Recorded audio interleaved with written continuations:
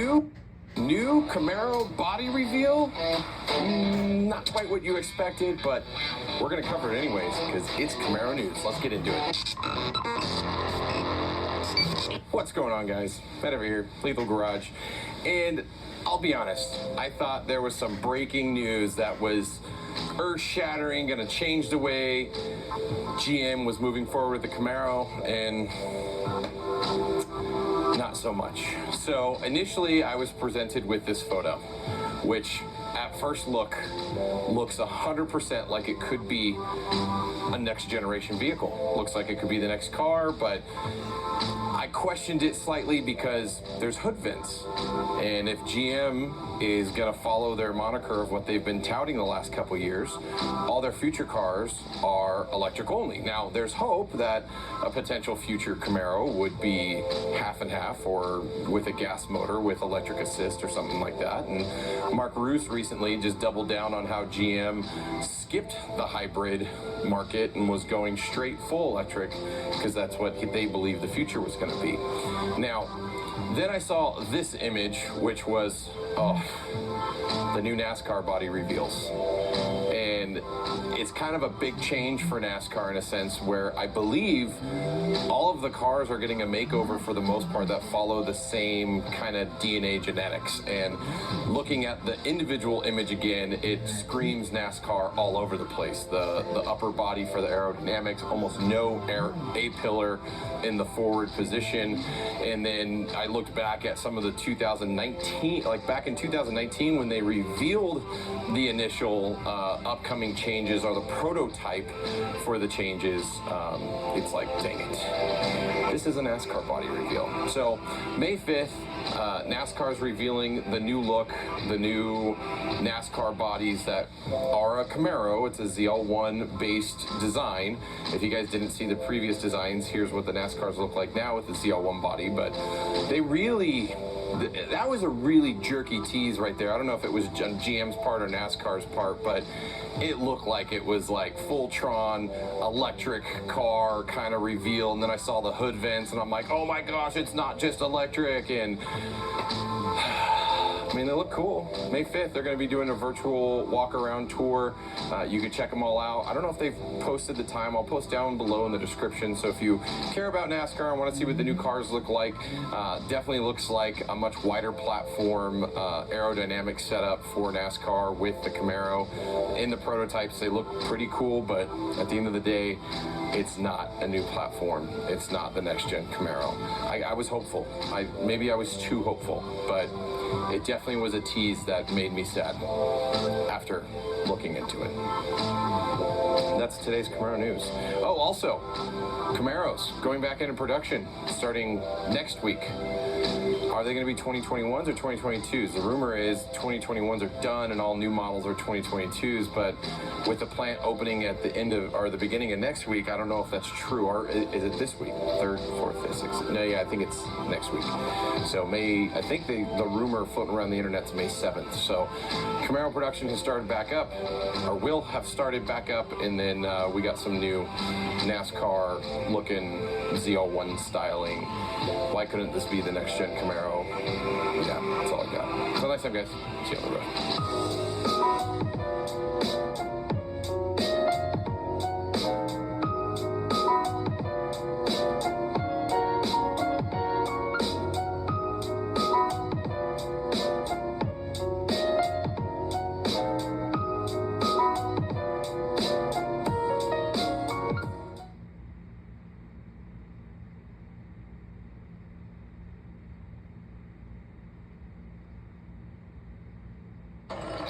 In the Nissan Frontier, out-monster a monster truck. Not that you would, but you could. Nissan, #1 in new vehicle quality.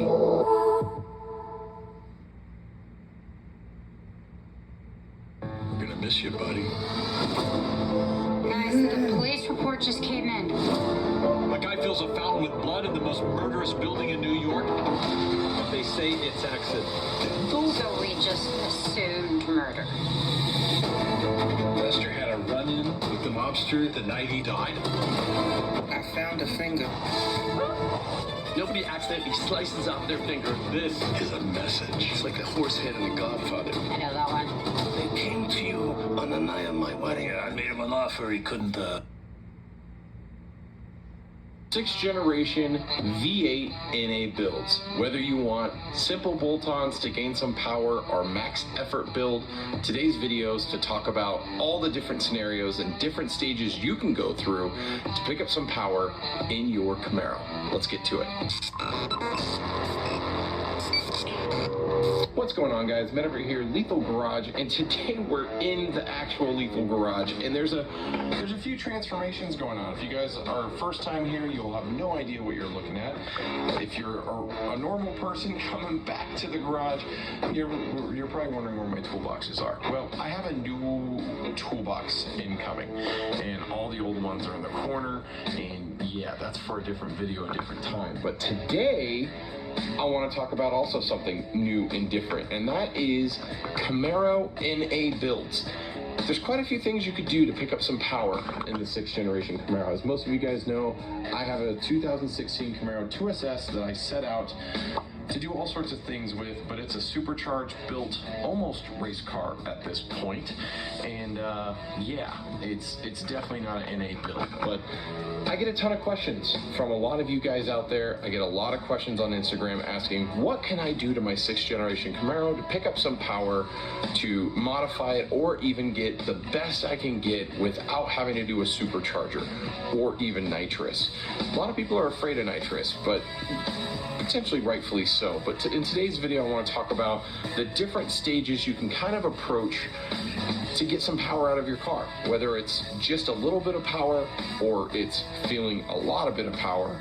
But I want to talk about that today, so let's get into it. So let's get right into the stages, because I do believe stages is the easiest thing to comprehend and understand, but some people may disagree or agree with me in how I'm classifying things here, but do know that I'm not allowing tuning to be something to define the stages. Some people just like to say, oh, bolt-ons don't require a tune. I'm going to kind of just ignore all that in saying you're going to want to tune, especially for your throttle, especially for your trans and stuff like that. So let's just assume you're going to go down that path no matter what. I'm not talking about the mail-in chip tunes. I'm talking go to a performance shop or someone who knows what they're doing and have them tune your car properly. It's going to be the best way to go forward. Don't waste your time any other way. Stage 1, the simple bolt-ons. And in this, again, some people are going to disagree with some items, but again, I'm already classifying tuning as being a part of that. So stage 1, let's go cold air intake. Easy 10, 15 wheel horsepower upgrade depending on which brand you get. There's quite a few out there that will pick up next to no power, and there's quite a few out there that will pick up power. Do some due diligence, search online. I'm a big fan of Rotofab. I'll just leave it at that. Throttle bodies. You can do ported, you can do aftermarket. There's quite a few options there. I don't classify these as items that you're going to pick up horsepower with. They're going to be a decent expense.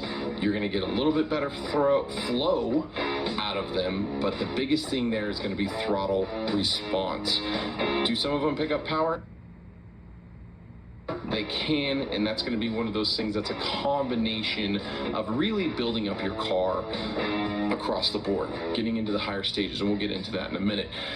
Intake manifold. This is one of those things where you can take your stock one and have it ported by companies like Prey Performance, who offers porting services across the board, not just for stock, but other products as well. And kind of the same thing with throttle bodies in a sense. You can buy throttle bodies that are already ported. You can buy aftermarket that are bigger.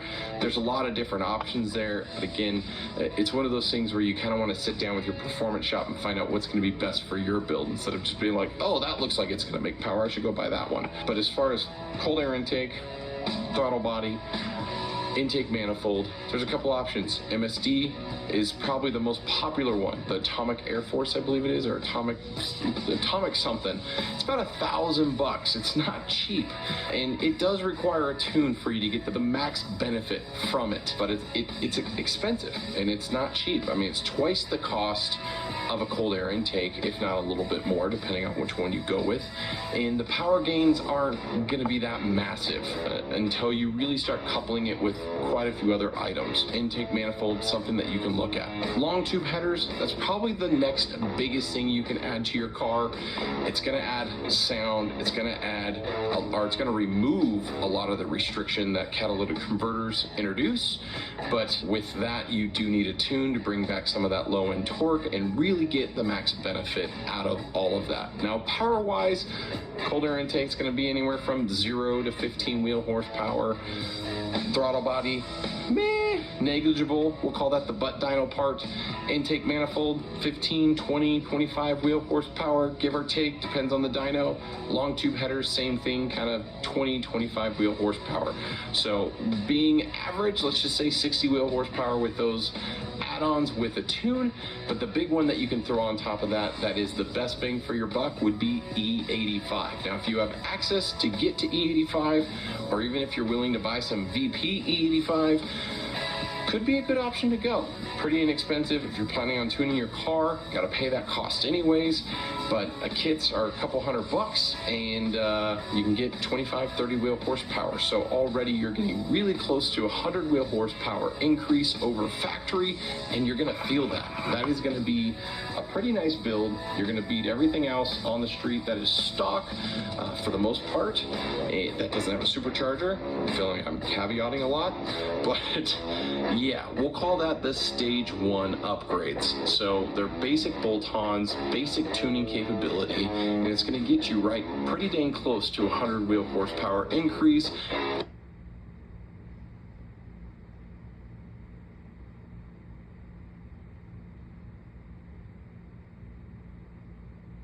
Again, depending on the parts, depending on your tuner, depending on the day of the week, humidity, temperature, all that great stuff. Outside of that, let's talk about stage 2. So stage 2 for me is just one big item. And some people would probably lump together 2 items here, but I'm gonna tell you why I'm not after I tell you about the first item. And stage 2 for me is camming your car.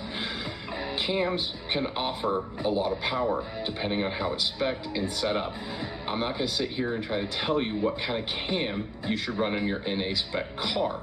There's plenty off-the-shelf NA cams that you can check out, but I highly recommend talk to your builder, talk to your tuner, especially ones that have built hundreds and tuned hundreds of these builds, so they can give you a really good idea of what to expect, how the car is going to handle. Because when you cam a car, things change, and depending on the size of cam that you go with, things can really change. Power-wise, 50 to 85, 90 wheel horsepower increase is something that can be seen. Again, depending on the cam, depending on the tuner, depending on the time of day, and if you dyno the car. Cams will also give you a really nice sound, depending on your exhaust, all those other things. But you pair that with all the stage 1 stuff, you add that cam as a stage 2 item, and you're talking about a car getting really up there in some power gains, 160s, 170, 180 wheel horsepower increase. That's pretty substantial, and that's a little bit more than your typical supercharger is going to get you. And for the cost, unfortunately, a cam is pretty expensive. Now, if you add all the stage 1 items and a cam together, you're in the range of a supercharger. Now, the biggest difference is if you go with a stage 2 in the NA side, you're going to be completely fine on your fueling side. As soon as you add a supercharger and you want to do a little bit more than that, you start talking about having to upgrade your fuel system. It gets a little dicey there. Some people are willing to do methanol, some people are willing to do LT4 injectors and pumps, but it really just comes down to what you want to do and what you feel comfortable with in spending. I mean, because at the end of the day, you're getting in that $6,000-$7,000 range at this point, and you know, for pretty close to 200 horsepower increase, that's That's not bad for some people. Again, it depends on what you want to spend and what you want to do. Now, stage 3. This is what I call the max effort builds. So that's where you have all of stage 1, stage 2, and stage 3 being either aftermarket, freshly cast heads, or sending out your factory heads to be ported. Now, there's quite a few different ways you can go about this, and again, I'm not going to sit here and try to tell you who's a better company, who's going to do it better, who offers better prices and parts, and the best porting and the best flowing heads and all that stuff. It's a science, and there's a lot of people out there who don't share their trade secrets, and rightfully so. That being stated, heads are a roll of the dice. And what I would recommend, honestly, is find a company who can build your car and build it as a package. If you really want to get to this max effort style build, start with the same company, work your way up through it. A lot of these guys, they spec and build their cams, their heads, all of that stuff as a package deal to get that max effort. Can you get the same results just by buying a whole bunch of off-the-shelf parts? You can probably get pretty close. But if you really want to be out there and maximize what you're doing, I highly suggest working with a performance shop that can guide and show you the way based upon what you're looking to do. Now, as far as beyond stage 3, there's quite a few more options you can do, but you start getting into the range of needing fueling, and whether that's adding methanol, whether that's changing fuel pumps, injectors, and stuff like that. There's not really much more NA stuff you can do outside of throwing on the spray or nitrous or whatever you want to call it, the juice. Nitrous can give you a huge boost of power. Now, keep in mind, on the LT1 motors, you're at a limitation with factory rings on the pistons. The biggest thing that you have that is an enemy of these cars and motors is heat. And as soon as those rings touch, it's game over for your motor, at least. Hopefully not more. But with that being stated, you could go down the path of forging your internals to avoid that. Adding nitrous, adding a huge dump of nitrous, and really boosting your power, getting up into the 600-700 horsepower range, probably without problems. And I'm probably a little off on the numbers here. Again, it depends on the shop, depends on the tune, depends on the parts, depends on the dyno that day. There's so many things to caveat. It's ridiculous. But do know all of these different stages can get you to different levels that are going to make different types of power and really change the way the car runs. The nice thing is, in my opinion, on an NA, you can build a complete car that's going to make close to 200 plus more horsepower without the nitrous or stuff like that, and still have daily drivability. You can still very much do the same thing with a supercharger, no problem. Add a cam and a supercharger, you're instantly needing more fueling or having to address fueling. So just keep that in mind. But as far as an NA build, you do have options. Hopefully this video was somewhat helpful for newbies who don't know it. For those of you out there who are performance gearheads, this is all common sense stuff for you. But yeah, lethal NA talk for the SS. Now again, this is the same thing for all models that are V8, LT1, SS, 2SS, 1LE. I mean, they're all the LT1 motor. And it's kind of it's not the same thing for the ZL1, because the ZL1 has a supercharger from factory. So unless you're going to rip that supercharger off, it defeats the whole conversation of NA. So outside of that, thanks for checking out the video. One thing I would love to see you guys post, if you have an NA build, post the stuff you've done to your car down below. Post your horsepower that you got. Again, yes, every dyno is different. Every state, county, whatever, day of week is different. I just kind of help give people a ballpark of what you've done and what you're seeing, because I think that may help some people make decisions, especially as people's warranties are expiring and they're looking to upgrade and make changes to their car. So that's all I got for today, guys. Thanks for checking out the video, and until next time, hope to see you on the road.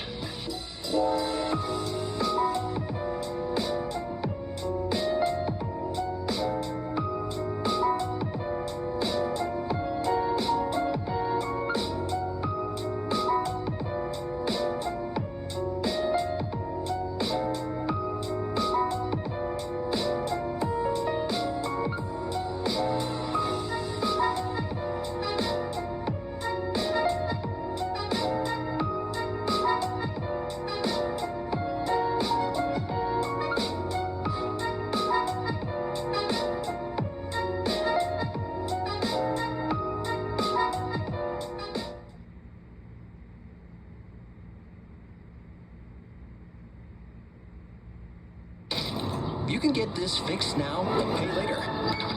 You can get this fixed now and pay later.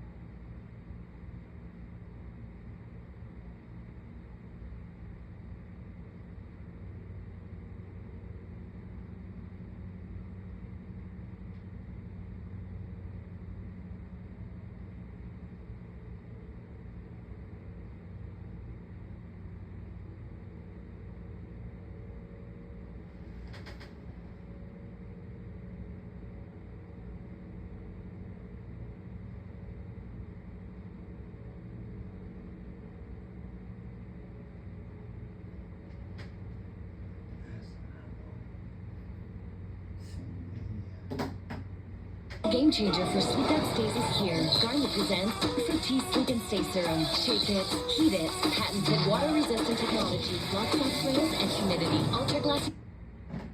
YouTube Shorts do not convert very well in terms of subscribers. You get 20 million views on a short, you're going to get a lot of subscribers. But what are the quality of those subscribers? Today, Sean and I are diving into some YouTube questions.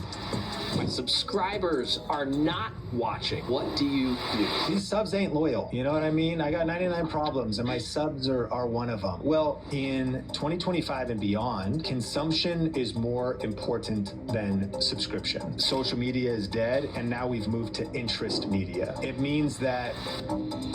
Welcome to the Think Media Podcast, the #1 show bringing you unfiltered YouTube tips for building a profitable channel. I'm Nathan Eswine, one of the coaches here at Think Media, and today Sean and I are diving into some YouTube questions that, just to be honest, don't make any sense. I'm talking about this kind of questions that even as a coach, I read it once and I'm reading it again, because it's like, what, your subscribers are down? And you think it's because of shorts, like shorts are killing the subscribers? Or another situation that's like your subscribers aren't even watching your content. Like the people who hit subscribe aren't even tuning in for your latest upload. What's going on there? Or you've got a video that did really well, like overperformed. You're trying to figure out how to reverse engineer it because you keep trying to remake that video or get that same sort of success, and it's not happening. Well, none of this is made up. These are real situations that our students are facing. It just kind of make you question everything you think you know about YouTube, especially at the beginning, right, where you're just trying to find your way as a small channel. So without further ado, let's jump right in. First question here is from Jessica. She's asking, my channel grew from 600 to 1,100 subscribers during a 1-year pause. How do I properly restart? That's a great question. And I think there's 3 things that come to mind. First, this is actually really cool because I think the positive thing is you stopped posting, but your channel kept growing. I love YouTube. YouTube is the most powerful platform on the planet because it's the only platform where your content lives forever and where you can keep getting views and subscribers even if you stop posting. Here at Think Media, we talk about ranked videos, and it's clearly that you have a couple ranked videos because your channel grew while you weren't posting. So I would celebrate and be grateful and excited that that happened, and use that as some motivation that when you restart, you can build even more momentum, that if you take a month off, 3 months off, a year off, it doesn't mean your channel has to stop growing. This is the story of so many of our students. Sometimes they've had health challenges, maybe they've had seasons off, they took a summer off, and yet we're still able to have momentum from YouTube. Other social media platforms do not give you that opportunity. But I think the second thing would be, I get it, restarting is very overwhelming. And I think the second thing is it is first and foremost a mindset thing. I think what can happen with restarting is you overthink it. You're overthinking, like, I need to come back. People are expecting me. People have missed me. Do I still have what it takes? All this different kind of stuff like that. And really what you need to do is actually kind of just restart. People aren't thinking about you like you think they are, good or bad. They're just thinking about something else. You're probably overthinking restarting. And we have to acknowledge one of the most important words in YouTube, in business, really in life, and that is the word momentum. An object in motion stays at motion, and an object at rest stays at rest. And so once you're in motion, you get into a rhythm. Sometimes we get into a real positive rhythm of creating content and it starts to feel a little easier. But when we lose that, and I've been there so many times, sometimes I'm bumping out batch producing videos and it's like, man, I'm pumping out a couple a week and I can pump them out in a batch and I'm recording a lot. And then if I take a break, I sit down to shoot again and it's like, I'm rusty. I'm deer in the headlights. I kind of don't know what to say. I feel like I have to restart filming a video over and over again. And that just speaks to the loss of momentum. So what's the action item is you have to just start it again. So I'd say number 3, just like you had to punch fear in the face and punch perfectionism in the face at the beginning to build up momentum in the first place, I think it's accepting that you're gonna, in a way, have to do it again. Even though you have the channel, you're gonna almost have to start from scratch. And momentum is very much a picture of a train, a heavy multi-boxcar train that starts exerting all of this energy with its engine pumping its gears to just barely move forward, but eventually all the weight and momentum of that train, once it picks up speed, starts to kind of have an inertia of its own. You don't have that right now. So my biggest encouragement to you is to just pick a date, start filming again, start posting again, and do not let the overthinking fear of like, what if the quality drops, or I lost my edge, or I lost my mojo, or like, what if people like react now, or I can't live up to what it once was, you're judging it by, all these is overthinking. And the only way to start getting momentum again is to start posting again as soon as possible. Do not overjudge your first couple of uploads, and don't be discouraged if you post to kind of a ghost town, because that audience, yes, you're getting some views, but like they're kind of checked out. It's going to take a while to get the algorithm going again. So it's kind of a grit mindset of, I'm just going to start posting again, commit to the long haul. Thank God you've got 1,100 subscribers, but my mindset would be I'm starting at 0. I know I'm starting with an advantage, but I'm going to treat it as if I'm starting at 0, because the same grit it took to start back then, you're going to need right now. Ooh, that's so good. I love that. I love the mentality reminder there, because yeah, while you're starting with, you essentially doubled your subscribers in a year. Like, that's epic, right? But it's still a start nonetheless. And so I love that. And I love the glimpse of hope that's right there too. It's like, that is the power of YouTube. Man, you can like disappear for a year. Stuff still happens. What gets to happen after there's no more pauses, and you're able to get after it and get into that rhythm that Sean was talking about. So cool, Jessica. We're cheering you on. Okay, Sean, this next one, a little bit of a different direction, but we want to hear from Kimberly. She has a video that shot up in revenue, and she's trying to figure out how, why, and just trying to figure out how to reverse engineer it to do it again, I'm sure. Yeah, that's a great question. So what you want to get familiar with is your YouTube analytics, and for any individual video, I'll actually walk through it. You would click analytics, you're going to click over to revenue, or you're going to click your content, find the video, click analytics, click over to revenue of the specific video. And inside of that video, you're going to be able to see video performance, and it'll say RPM. That's the revenue per 1,000 views. And actually, a recent video, Nathan, that you and I did on the Think Media podcast channel has a $15.36 RPM, which is actually really good. The Think Media podcast channel does pretty good. The range of RPM could be around $1, $2, $3, $4, $5. And then if you get into educational content, like we're creating finance, different things like that, it could be a lot higher. That number there is going to dramatically affect how much money you earn per video.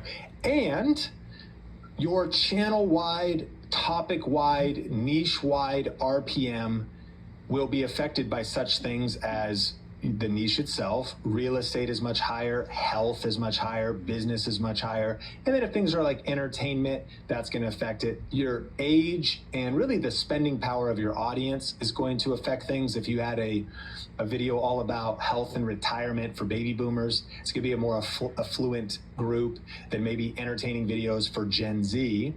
So these macro concepts would affect, if you will, channel-wide RPM, but individual videos can fluctuate. So on the Think Media podcast channel, we've had maybe $5 RPM average across 1,000 views, and we've had $30, $40 RPMs on a particular video. So the question then becomes, as far as studying it, what happened here, what was the topic that I talked about? To get even more specific, if you talked about some of the people we interviewed in the past that did e-commerce, they talked about Amazon drop shipping a few years ago, or they talked about how to set up e-commerce stores or Shopify stores. For a season, that was like some of the highest RPM type content. So while that's not my niche, if I bring on a guest that is an expert at e-commerce, which I've done, and then they talk about that. So it's like how this YouTube creator, succeeded, and that's their niche. Then I would benefit from bringing that subject matter, those keywords, and essentially what advertisers want to advertise onto my channel. So I might be like, whoa, sure enough, me bringing on that guest or talking about that subject matter tapped into a much higher RPM. So that's what you want to reverse engineer. What about the topic of this highest earning video could you replicate by making a follow-up video or doing a whole series on that topic because you've identified that it is more lucrative? And if you're passionate about it, why not double down? Now there's another factor, and that's also going to be the length. So we had a recent video on Think Media Podcast with Neil Patel, which got quite a few views. It grew to over 100,000 views in a short time.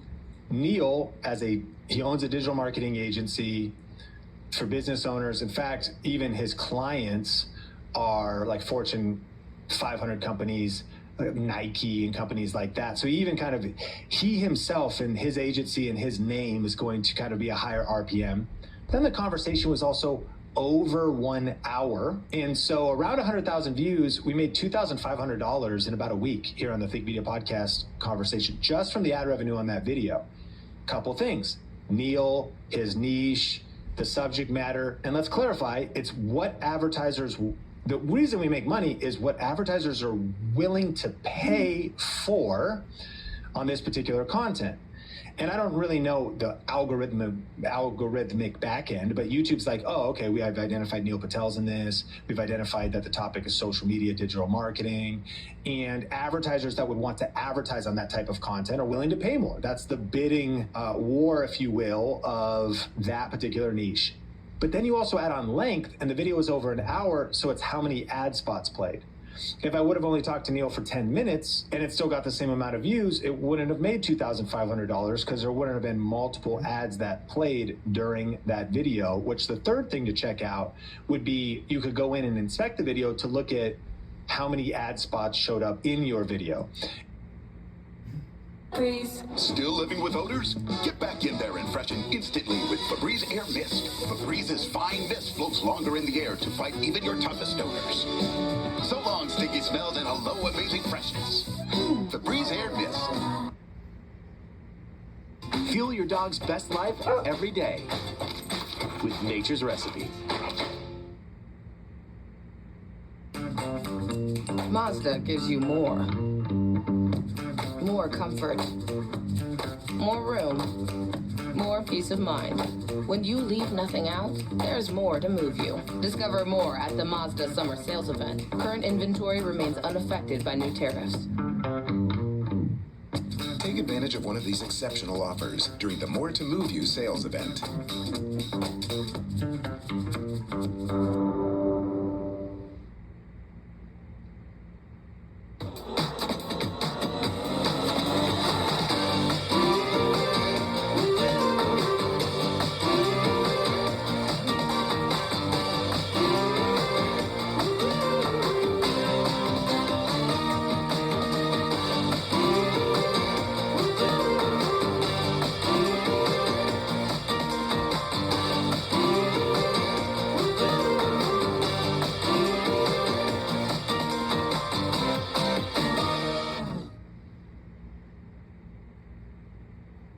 Your video.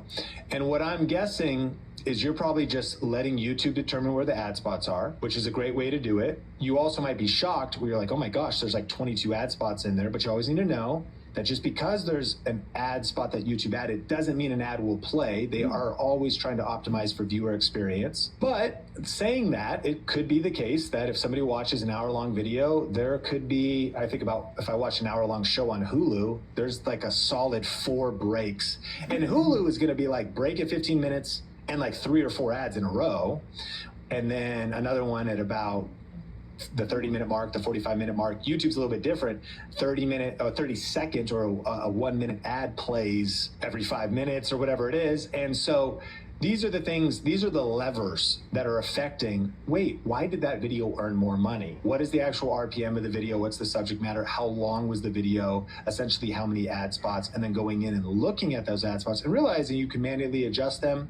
YouTube did some recent updates saying they sort of changed what it was, and they hopefully their algorithm picks the best place to place the ads to not interrupt viewer experience. You might want to get in there and do it manually. Everything I'm saying could be a little bit overwhelming, but that's why your revenue shot up from a particular video. And knowing those things, I would finalize by saying the strategic YouTube creator might be thinking about 1-2 things. Here at Think Media, we think about actually first and foremost, diversifying your income away from YouTube ad revenue, because it's going to be bigger opportunities to create your own products, do affiliate marketing, brand deals, sponsorships. We actually have a class. If you go to thinkmasterclass.com, we have an on-demand class that talks about some of the best ways to make money right now.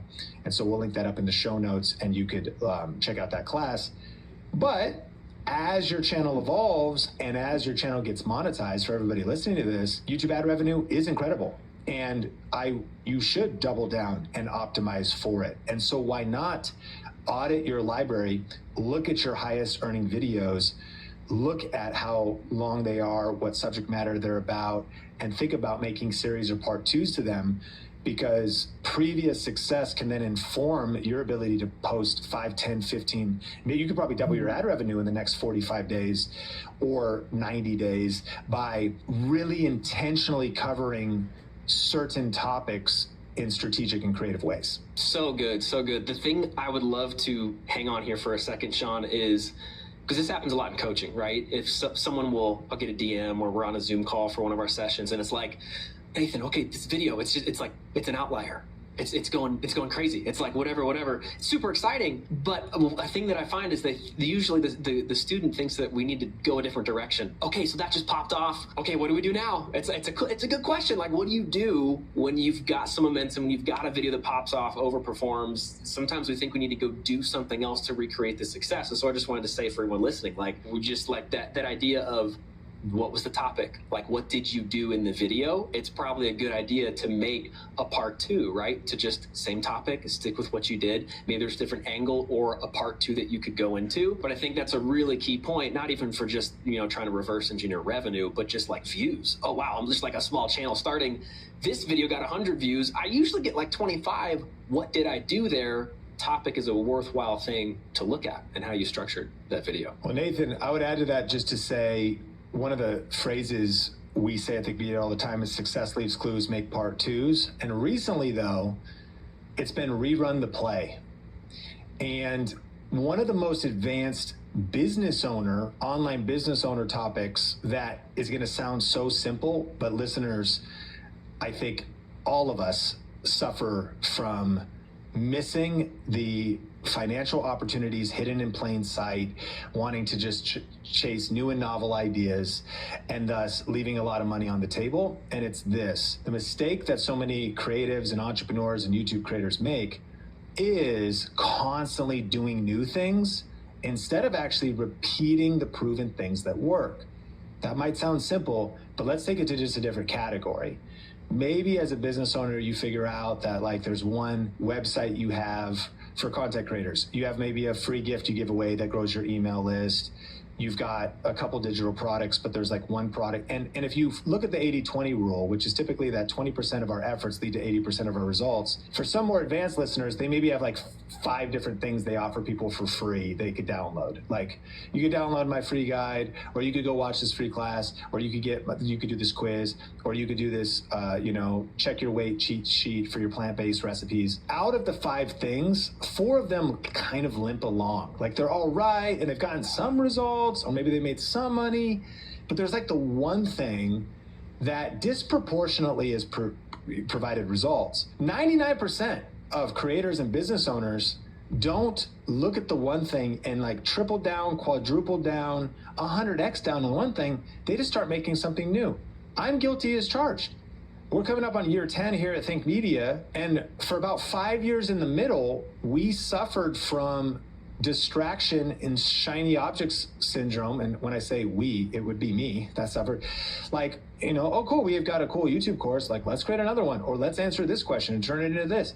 And it added a lot of complexity to my mind and stress, but it also, these things got results, but it was also diverting energy away from that main thing, that main campaign, which for us, you know, eventually we're like, wait a minute, like Video Ranking Academy, our signature program, is like the transformational vehicle for our students disproportionately. What if we tripled down? And one year it flipped and our statement became, you know what, actually all roads lead to VRA.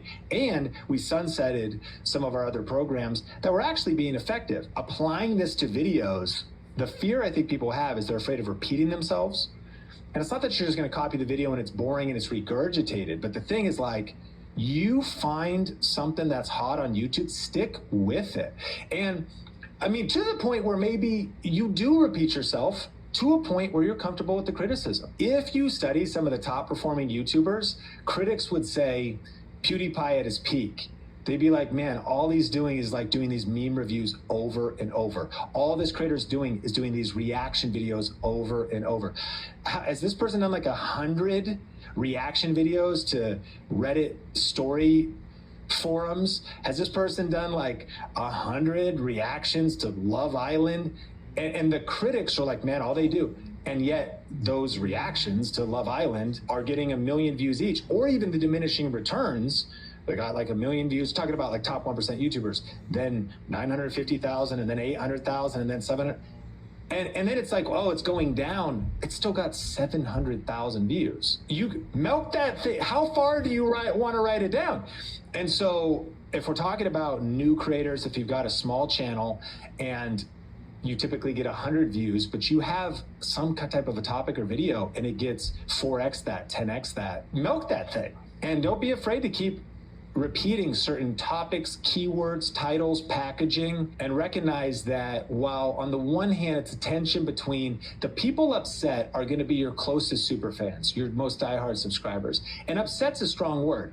You might ask yourself, like, they might not watch or they've already seen this before, but you're also a small YouTube channel. The point is to grow. You have to let go of the mindset. You're 300 subscribers. While you love and honor them, you're on a mission to get monetized and get 1,000 subs. You're on a mission to get 10,000 subs, 30,000 subs, which means you're going to need to talk to strangers you've never met before that don't know you right now. So guess what? They definitely do not think you're doing. They're not thinking you repeat anything because they've never even heard of you.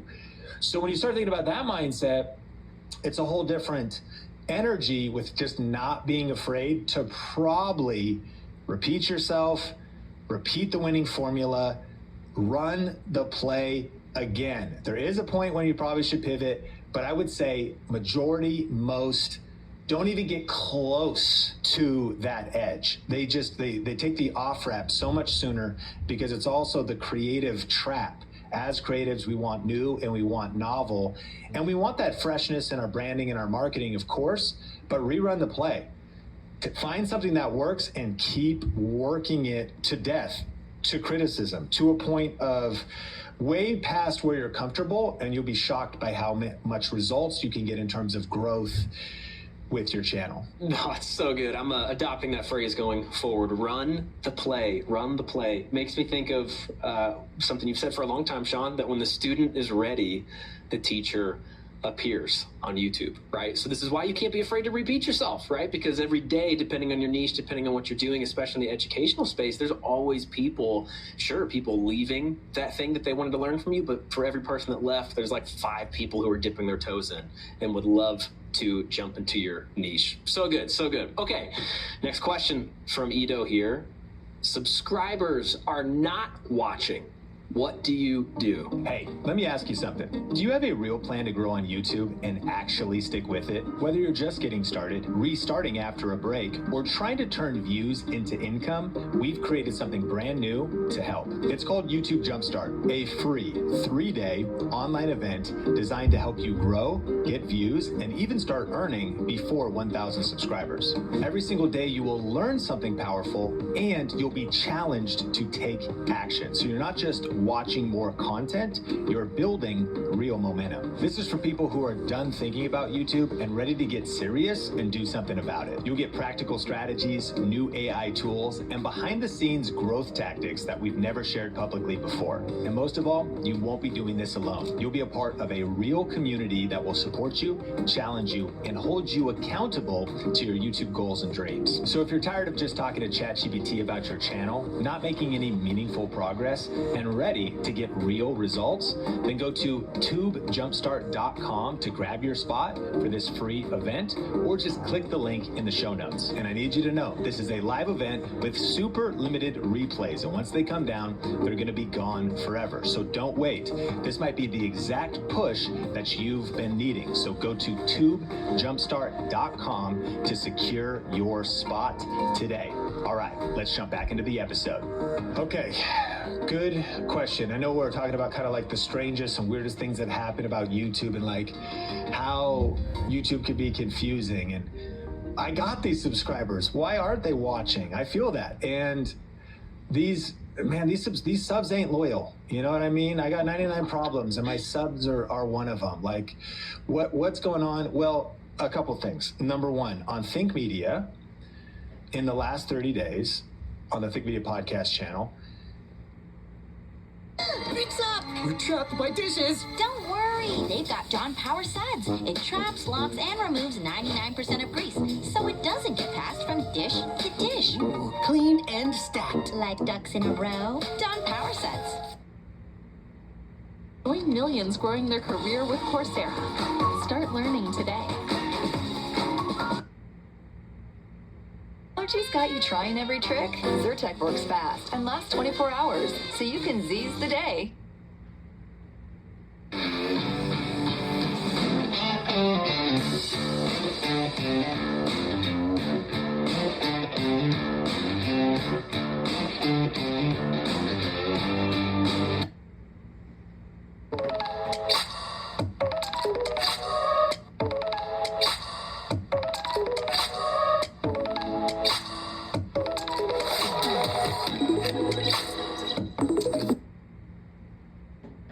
Our views only came from 30% of our subscribers.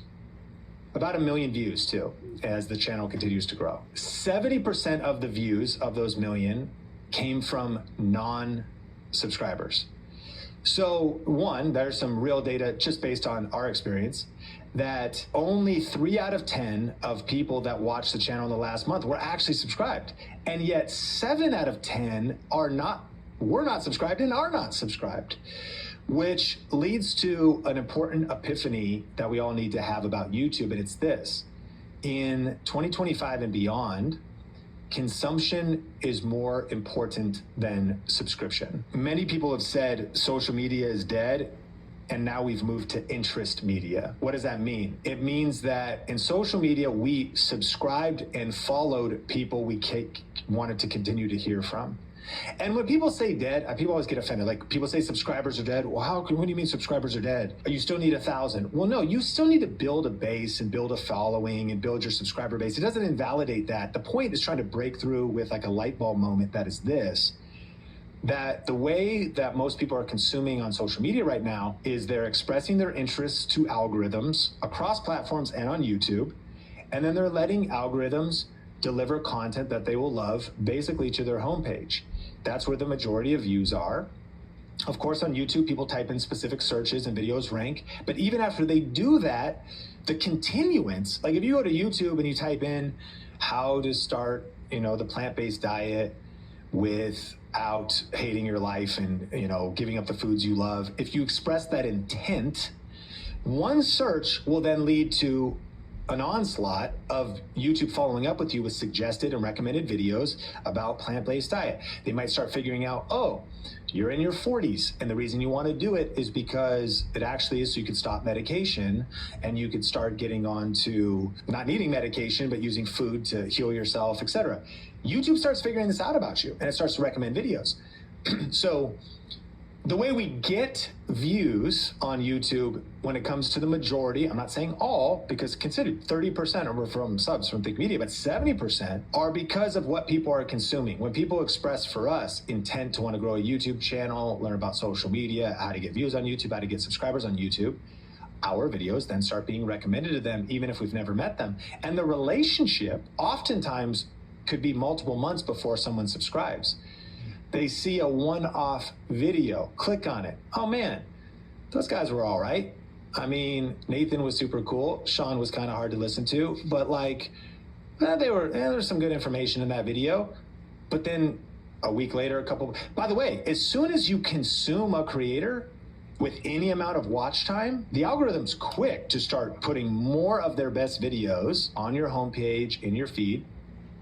And thus, the more consumption, what's another way to put it, is what you're consuming, whether subscribed or not, is what's going to continue to be recommended to you way more than what you're subscribed to. Because for most of us, we've also subscribed to too many channels. I am not invalidating subscribers. I'm simply saying that's why your subscribers are probably not watching. And it's a mindset to understand. Okay, so what can we do about it? I think there's a couple things. The first is you can try to educate viewers that they should subscribe. I think about, one of the biggest podcasts in the business space is called Diary of a CEO. And he, in his videos, has this cutaway. The video hook hits. There might be like an introduction. And then it's like, hey, before we get into the episode, I was shocked when I looked at my YouTube analytics and saw that 86% of people that watch the Diary of a CEO are not subscribed. So could you take a minute and click subscribe? There's two insights there. Number one, he's giving a call to action early in the episode, actually. Number two, that some of the biggest shows have 86% of people not subscribed. So you might feel like, so what's wrong with my channel? What's wrong with me? Nothing. It's like what everybody's experiencing. And of course there's outliers, but like that's the main thing. My friend Ruslan does that all the time. He has like this continual ad spot he puts in. He's like, hey, I just learned that on my channel, most people aren't subscribed. And I think about Ruslan, who covers a lot of trends, news stuff, faith, culture. There's a lot of people, I'm one of them. I happen to be subscribed to him, but I'm one of the types of people who there are certain creators that I'm not looking for a subscriber relationship. I'm looking for a one-off information that comes to me and I'm like, that's great. Love them, respect them. I assume they just covered one story I was interested. I don't even want ongoing stories like that. I just want the one-off story and I'm really glad they covered it. So you're not alone. You can give a call to action. The second thought is, based on all the above, I just wouldn't worry about it too much. I would focus on making great content. I would focus on just understanding these facts and realizing it's okay and understanding that consumption is more important than subscription and just living with that fact. But then two more tips. 3, I would say you can target audiences with specific videos and you should. What does that mean? It means we're living in a world, because it's interest media, that even when you have a niche, we have a niche called YouTube, you can target audience, YouTube education, you can target audiences with we had a video that said over 50 ? Here's some tips for starting a YouTube channel, and it was an interview I did with one of our awesome VRA students, Denise Jordan. Understanding that, again, the way algorithms work is then chances are that video is going to be found by other people that are 50 because YouTube knows that or above. And you can start targeting audiences with your titles, realizing this is why subscribers don't matter. And it's kind of a level playing field for everybody listening to this right now. If you make the right video with the right title, with the right content, positioned the right way, you can just cut straight into the algorithm to get in front of your ideal and target audience. And I don't want to cause confusion because we talk about niching down, or you just say make random content. I'm not saying that, but there's niches within the niche. Inside of, to talk about our niche, how to grow a YouTube channel, people of different ages, ethnicities, channel types. If you want to grow a gaming channel, it's a one-off video that could find its way to gamers and gaming channels. That's a very specific thing that a lot of people wouldn't be interested in. Everybody listening to this, I think, could benefit from that level of strategy. And then there was one other point that came to my mind. Okay, yeah, the fourth big idea would be, this is why you need to also build your audience off of YouTube. What does that mean? This is why you need to build an email list. Email's still the gold standard, but if you want, you can build a text message list. Hard to do for free. There's a cost to, an SMS service typically, but this is why people do it. Hey, do you want to join our text line? Do you want to join our newsletter? There are other things you can do. You can start a Discord group. The reason you want to do this is what you're saying. My subscribers are not even watching. Let me encourage you this too. They probably want to, but they don't know you're posting. Why? Because a lot of people don't check their subscription feed, or they don't check it when you post it and your videos got pushed down. And the way algorithms work and how busy the world is, you want a way to talk to the small percentage of the audience that you're building that wants to go deeper with you. So it's understanding kind of the purpose of YouTube. Of course, build the audience, try to build as strong as audience as possible that is engaging with each upload you post. But where things become incredibly powerful is where you have something like an email newsletter or something, and that's a mindset shift. That then I am doing these modern tactics that we're talking about here. This is like pretty fresh thinking in the sense of target specific audiences with your videos. Moms, if that's relevant, women over 45, different audiences you could tap into. In the video, you can then articulate, and hey, by the way, if you are interested in this particular transformation or this particular deeper level of engagement, check out my email newsletter or join this private group. And then in that place, you have a chance to further the conversation. You can hear the critics scream. Alien Earth is a thrilling epic, riveting, and a world-altering breakthrough. Don't miss FX's Alien Earth, all new Tuesdays on FX and Hulu. An irresistible scent combo. Game Tango scent boosters.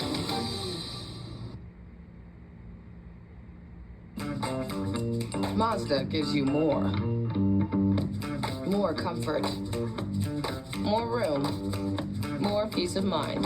When you leave nothing out, there's more to move you. Discover more at the Mazda Summer Sales Event. Current inventory remains unaffected by new tariffs. Take advantage of one of these exceptional offers during the More to Move You sales event.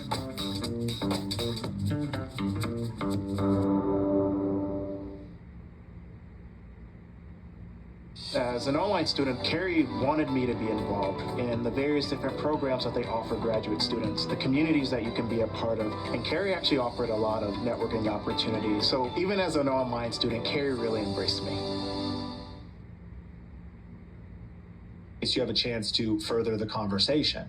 I'm not invalidating. Still get subscribers on YouTube, still grow your YouTube channel. YouTube subscribers are still awesome, and they still are an advantage. If we do, it's been overplayed, and we're guilty of it as well. And I know it's ethical for us to do this because the point is true of like subscribers don't matter. Like in context, but let me frame that. They also do matter. Like you have an advantage if you have subscribers. You have an initial push, an initial advantage.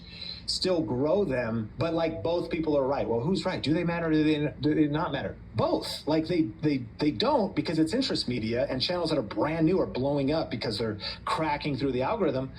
But still, anybody with subscribers does have an advantage, and of course you can get monetized and you still want to build that audience. I hope that makes sense, but it's it's not either or, it's both and I hope some of those tips are helpful. So good. I love that, Sean, and I appreciate you actually taking it to the next level there, because it's attention to be managed for sure. And I think that I just think about my own viewer behavior if I'm watching YouTube or whatever. I don't not really subscribe to a lot of channels because I kind of just trust YouTube at this point, right? Like whenever I hop on the homepage, or I trust on the homepage that the channels that I've been consuming, not even subscribed to, are going to be the things that pop up, right? So yeah, I gotta say too, like as a coach, very rarely are subscribers a big metric that we're really tracking and we're really pushing for, unless we got someone we're rocking with who's like, no, I want to be monetized, I want to get into the partner program. Well, yeah, subscribers matter, we want to make sure we hit that 1,000, but it's also, I think, just remembering what you're trying to solve for in the moment. And just I think that's the key thing to take away, is consumption is what matters more than subscribers, while at the same time, subscribers do have their role. So, hey, hopefully we didn't just do some sort of weird Jedi mind trick on everybody right there, Sean. But next question actually is about subscribers. Still, if we want to hang on this for a second, this is very interesting. Aaron said that our subscribers have went down 70%. 70% over the last 2 months. That's a big percentage, quick time frame. He's asking, could this be because of shorts? Okay, great question, Aaron. And a couple thoughts. First big thought is you're not alone. The longer you're on YouTube, the more emotional damage and trauma you're going to experience as a human. There's a book from Darren Hardy called The Entrepreneurial Roller Coaster.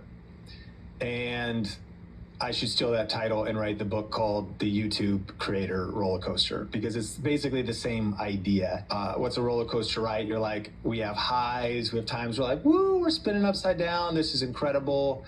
Like, we're going up and up and up. And then we have times when we drop off a ledge and our heart sinks, we're terrified for our lives, we think. And the decline is one of the hardest emotional things to deal with. This is so real because, first of all, the fact that YouTube even exists is wild, meaning small town anonymous kids like myself who grew up on 6 acres in Arlington, Washington with goats and cats and dogs and horses start posting videos online like I did randomly in my bedroom and started to do it consistently over years, and then eventually got 1,000 subs, and then eventually got 10,000 subs, and then eventually got a silver play button and a gold play button. What are we talking about? Like, small town kid, college dropout. 1 million people have subscribed to Think Media, no Hollywood connections. Like, that's a level of growth. I heard it said on one podcast too. What's also weird about the creator economy is, I don't want to like overemphasize that like growth in 1 million subs or 1 million followers is super common. But what this person said on the podcast was almost everybody knows somebody now.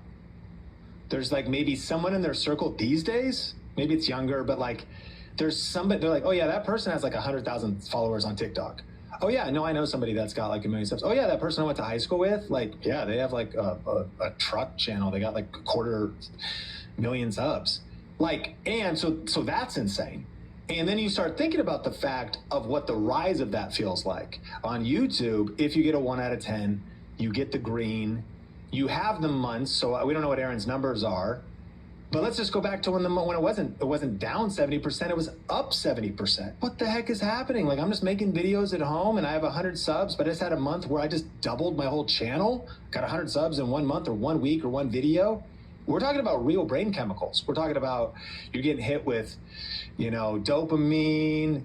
You're experiencing the up and the high of the roller coaster. I would say this, and it's proved true in business and YouTube and content and life, every business, the stock market. I mean, what goes up must come down. And there's businesses who've over the years have maybe their trend has been up and up and up, or channels, but guess what's also happened along the way? We could look at, Elon Musk and Tesla, especially in this era. One of my friends is a massive investor in Tesla. He was so early. He bought the first ever Tesla. He was on a waiting list. I didn't even know who Elon Musk was. He was the biggest fan of him. I was like, I've never heard the name. This whatever year ago this was. I remember he got the auto driving. I made a video. So his name's David. He's like, I'm just so pumped. And I was like, dude, who even cares? Electric cars? This like 8 years ago or something like that, 10 years ago. And so he bought stock super early. Well, what's so funny is whenever I'll see a thing, it'll be like, yeah, so we just had the biggest drop in Tesla stock of all time. And like $1 billion of revenue was just erased instantly. I always think about David as I'm like, he's sitting there and he's up, and I'm like, David just lost like $250,000 in 5 minutes, like yesterday, like as far as his stock value. I can't personally, I'm not a big investor like that. It's more just retirement account. I'm like, I don't know if I can emotionally handle that. Like, what are we talking? What? Like, then you have to have the emotional resilience. Well, okay, that's stocks. YouTube is the same. So what can happen, I guess this is the OG talking of being on YouTube since 2007, is I've just had to develop the emotional resilience and just seeing seasons, cycles, ups and downs, and trying to have the right mindset to even allow myself to come back to baseline, because there's a couple thoughts here. One, of course you want to only go up and you don't want to drop, but sometimes when it drops 70%, but like it's still growing. Your views might be down, but you're still getting views. And this ties into human nature. It's like as soon as we settle at a new baseline of living, it's one of the worst. We never even experienced that before, but now that we've lost it, we're losing our minds. I think it was like, I heard this comedian once who said like Wi-Fi on airplanes. And he was like, what's so hilarious to me is that they invent this thing that you could get Wi-Fi on airplanes. And so he goes, the other day though, I was sitting next to somebody and they announced and they said, hey, we're happy to announce that today we're actually able to offer Wi-Fi on airplanes. He's like, the guy next to me was like, oh, wow, awesome. I'm going to log in and start working. So the guy pulled out his laptop. And then he said 10 minutes into the flight, they're like, actually, there's some technical difficulties. We're super sorry.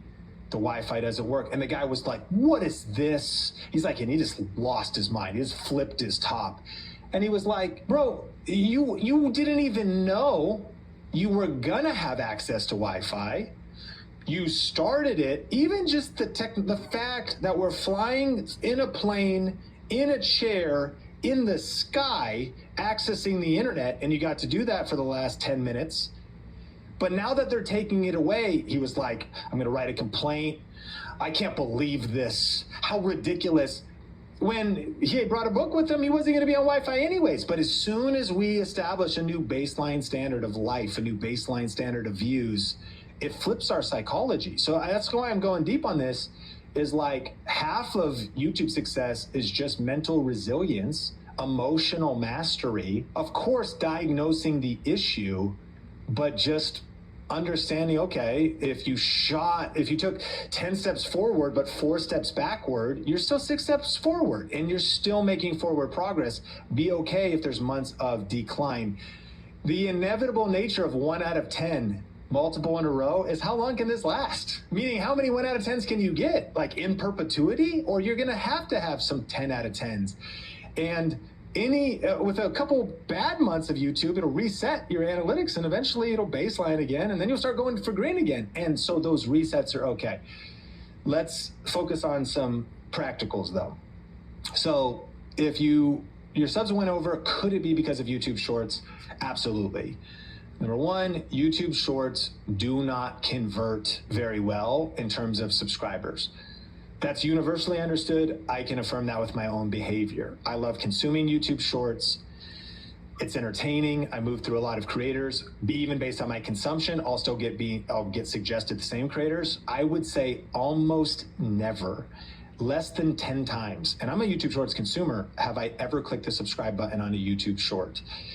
Personally, I think a lot of people can relate to that. It's interest media. It's like the media is being brought to you, you're engaging with stuff, you might like it, you might comment, you might just move on. And those times, the power of YouTube Shorts is there are moments where I'm like, dude, who is this person? This is interesting. Click through their channel, check out who they are. By the way, typically that, for my case, the subscribe wouldn't be attributed to the short. It probably wouldn't even, it would be because I clicked on the creator, watched some long form, and then got the subscription. So it wouldn't even show you in analytics that the subscriber was led to a short in my case. So just knowing that YouTube subscribers don't really convert that well on shorts, and that could be why, if you went really heavy into shorts, and then you have to ask yourself, are you okay with that? Should you lean more into the long form? What is your goals? What's your bigger form strategy?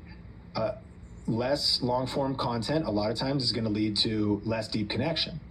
Also, when it comes to shorts, you might I'm curious, are your views up? Your subscribes could be down, your views could be up, because shorts can reach untargeted audience, reach audience you don't want to connect with as much. One of the funny stories from Think Media podcast channel is I interviewed a guy named Eric.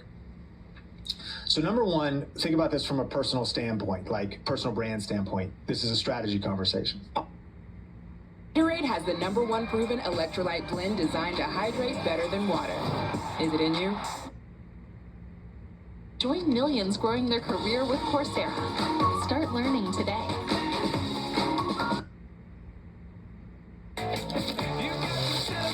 Boom, baby. eBay. Things people love.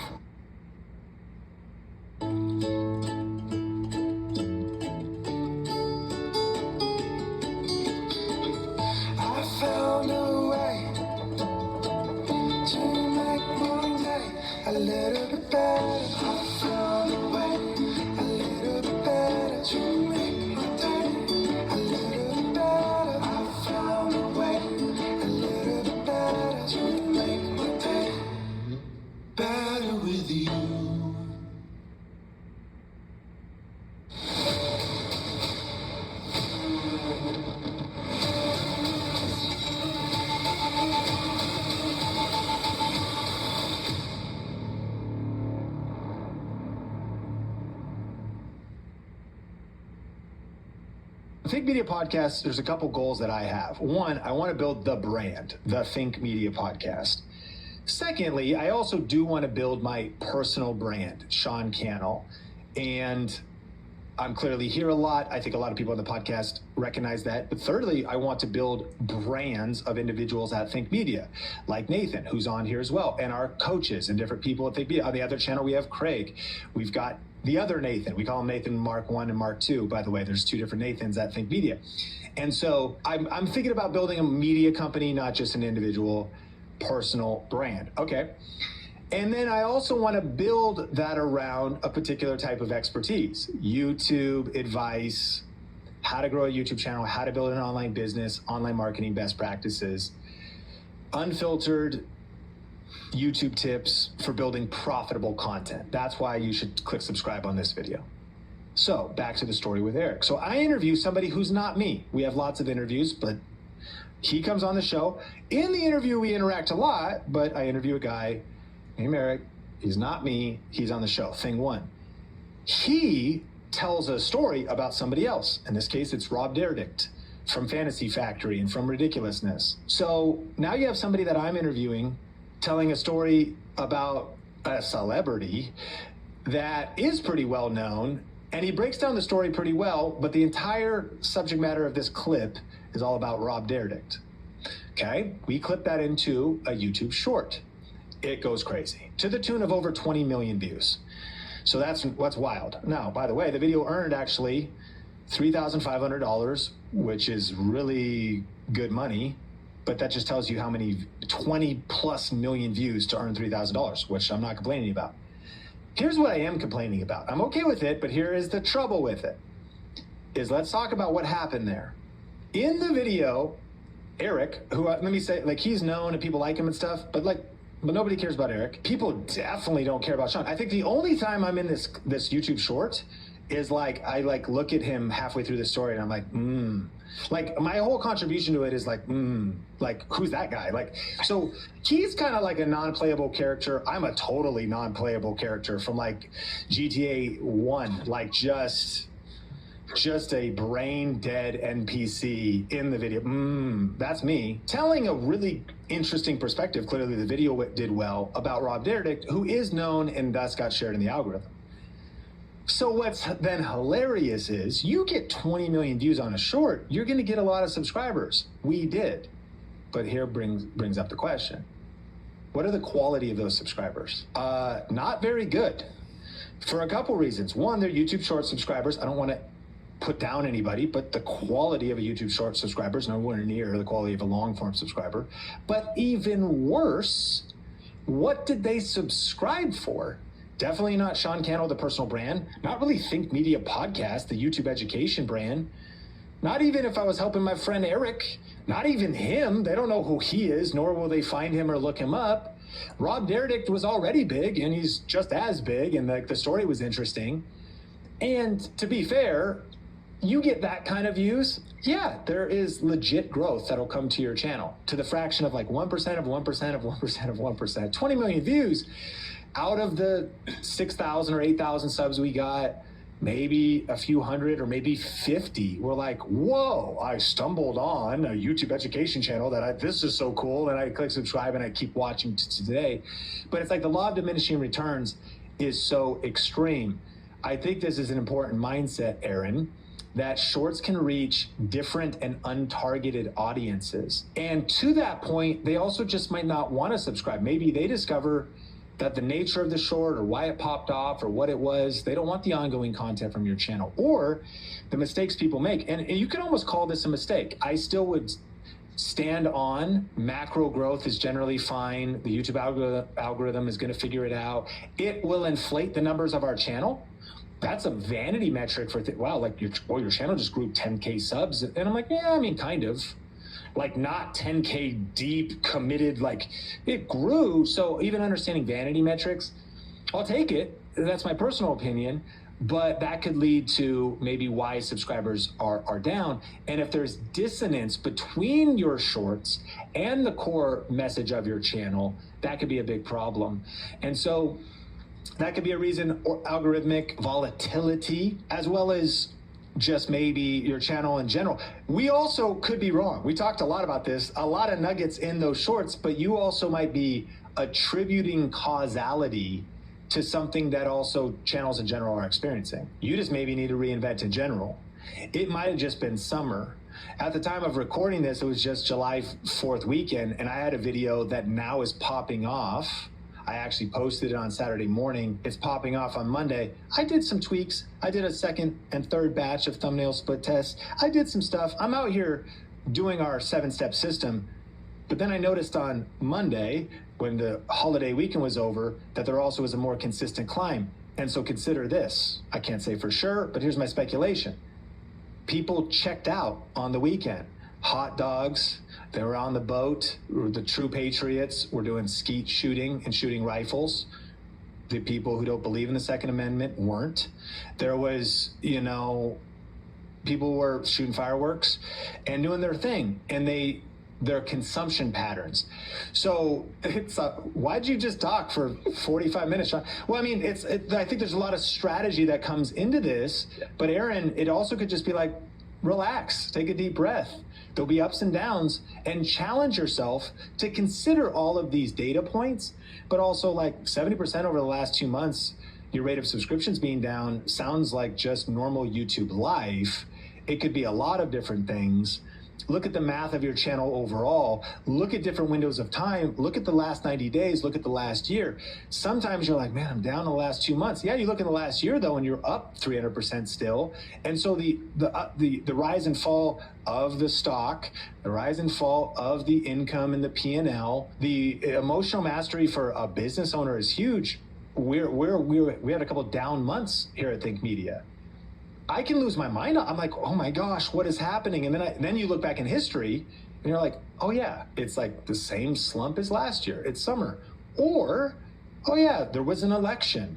It was a holiday weekend. So there's just different things like that to allow yourself to always be vigilant and looking at the details and committing to conversations like this, because all these nuances really matter for the professional content creator.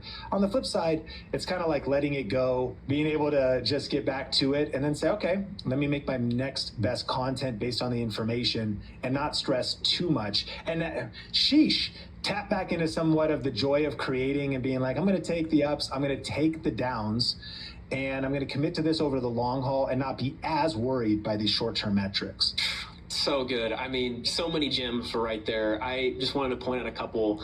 The time frame, I think, was the thing that stuck out to me there. 70%, it's a big number. But again, we don't know the numbers of the channel, but 70% is a big number. Over the last 2 months, not that that's insignificant. Like, let's look at that. Like, if I was coaching Aaron, like, yeah, let's crack open the analytics. Let's see what we can see. But I'm not going to leave that session without zooming out. I love that you said that. I think so many creators, I see it, so many creators, myself included, man, we get so caught in the roller coaster, in the ups and the downs. We don't know how to exist in that middle ground. And that's where like a lot of peace is found. And so pay attention to the analytics. 70% is a good number. The time frame, I don't think that we need to worry too much about that if we can zoom out further and get a bigger picture. But I will say, Sean, and I'm sure this isn't news to you, but man, the number of times that I could say I've heard a question that starts something to the effect of fill in the blank. Is this because of shorts? Whatever's happening, is it shorts, right? Like, shorts are a real thing and it can be difficult to understand. So I actually appreciate that we hunker down there for a bit, because as a lot of these things, right, these like interesting kind of questions that we're going through, it's attention. There's actually a lot of truth on both sides, and it's learning how to navigate that middle ground really based on the context to you, Aaron, specifically in that and his scenario. So, well, let's go to this next question here. We've got Daniel asking about the audience and his analytics. So some themes here going on. This is fascinating though. The audience in his analytics, so I'm assuming what YouTube's telling him, the demographics and stuff, isn't actually his target audience. So YouTube says, here's what I got. They're not actually who I'm trying to reach. What do I do? This is a great question. And I think, Daniel, I want to acknowledge you for having a target audience. An action item for listeners is, if you try and reach everybody, you'll end up reaching nobody. So who are you trying to reach? Who is it for? Who is your channel for? What problem does it solve? And the more fierce clarity you can have on your who, it's for people of this age, this gender, this background, professionals, singles, couples, Christian couples, all these different things. That's powerful. But then it brings up, okay, so you're studying that, you're growing your channel, you're reaching people, and then the demo's coming in. I've seen this a lot. Some people are like, my channel is for women. I'm trying to talk to women, and 40% of men are watching my channel every month. Like, what are these creepers doing? Like, what the heck? Or, I thought my channel, I'm based in the US. I thought it's for people in the US, but my biggest audience is in India, or my biggest audience. So you might find that there's countries, locations, demographics, psychographics harder to measure, but you maybe find like, I'm trying to reach business owners, but it's like I'm reaching gamer kids. Like all kinds of different things. So I think it comes down to like two different questions. Do you adapt your content to the new audience? Or do you double down on reaching the audience that you originally envisioned? There's a quote from an entrepreneur that says this: no business plan survives its first contact with the customer. No business plan survives its first contact with the customer. Here's what I've learned. A lot of times, it's good to have a target audience and something in your mindset that is who you're committed to reaching. B, you need to be open to pivoting, or at least open to considering it. Because you have to start making a choice as a content creator. And let's be clear, and this is how we feel, especially at Think Media, content creators are entrepreneurs. The mindset, you want to shift from you are a business and you are a business owner, and you want to think like a business strategist and think like an entrepreneur. And so no business plan, an entrepreneur makes a business plan. Okay, here's my kind of thought of what my content will be, who the target audience will be. But no business plan survives first contact with the consumer or the customer. Sean, what do you mean with YouTube videos? Well, you start publishing videos and your customer and your consumer is the viewer. So then you might have some success, but this happens all the time. You'd be shocked how common this is.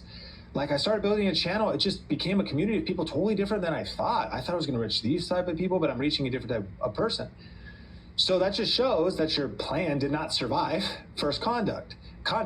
So it's really up to you. You go, okay, do I like push to try to reject is a strong word, but like reject that audience and pivot away from that and change my titles or change my content and try to show up differently and reach a different audience? Or do I adapt and I roll with it? It's probably going to be, the answer is probably a hybrid of both.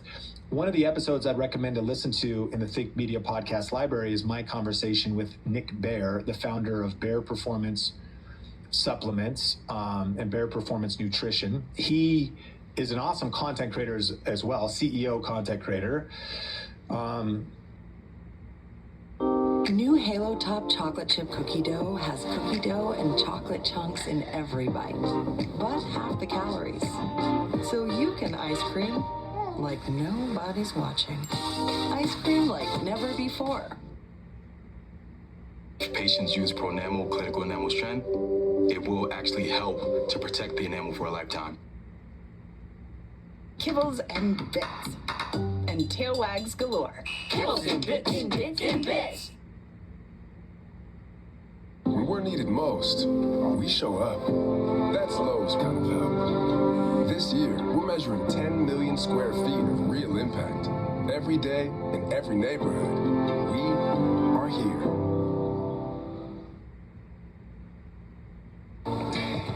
With Chase, you can get a debit card for your kids' independence and parental notifications, so you can keep an eye on how they're using it. Still on budget. Control for parents, freedom for kids. That's family banking from Chase.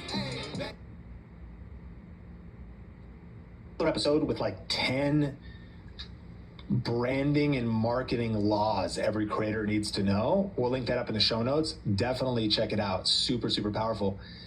But one, his brand and his channel and who he wants to reach is really a reflection of him. A lot of personal brands will do that. If you're listening to this, usually the person you reach is you or you yesterday.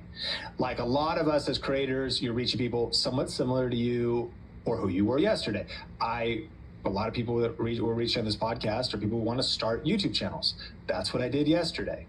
I started a long time ago, but yeah, previously. And so like, hey, Sean, you've been there, done that. And you also love YouTube. I'm getting into YouTube.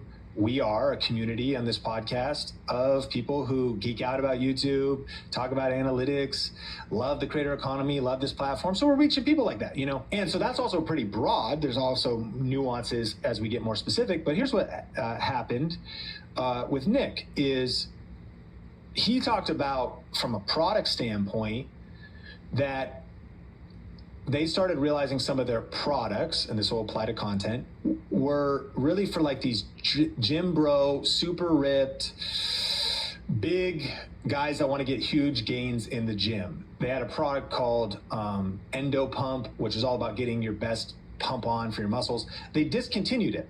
They stopped that product. Why? Because as their brand evolved, what they realized was that their brand was actually for hybrid athletes, people that want to run far and lift heavy.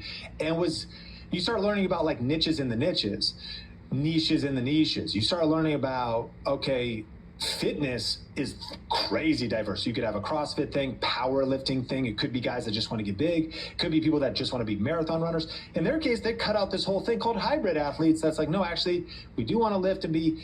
And so they started to steer their content to align with their content, their products, how they serve that group, to align with the developing audience. And it's a little bit of both end. Nick himself was becoming that hybrid athlete, started to not just lift, but also started to run and do ultra marathons and all of this stuff. How does this apply?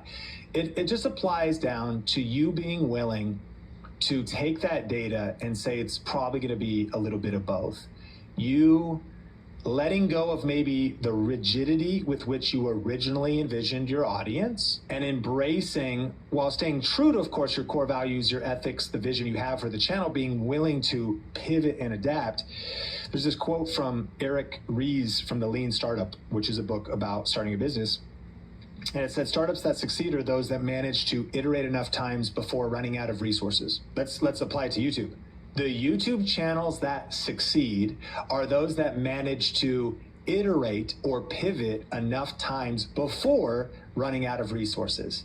The people that are going to succeed on YouTube are going to be ones that start, look at the data, and iterate and change before running out of resources, which could be energy, probably the biggest one, because when you're doing this as a side hustle, how most of our listeners, you're like, man, I edited for 7 hours. I only got 7 views. How long am I going to stick with this? Well, you stopping is you running out of resources. You ran out of will and fight and energy. It also could be money. Maybe you're diverting money to it. And if you're funding it with another job, maybe your other job's stable, which is great. But maybe you are starting this. And so I love this quote. The ones that succeed don't quit. They keep going. But they don't just keep going with something that's not working. They're willing to pivot. And I do think many fall into the trap of being way too rigid and too romantic of, I wish it looked a certain way. I wish. It's a tension between, is YouTube going to be a hobby and an expression that's just for you to share your creativity, or is it going to be shaped around what the audience wants?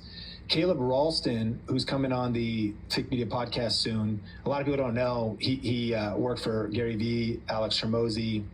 Now he's doing his own stuff. He's really smart in branding and marketing. And we go all the way back to a small town an hour north of Seattle. We grew up in the same church like 20 years ago. So that's wild.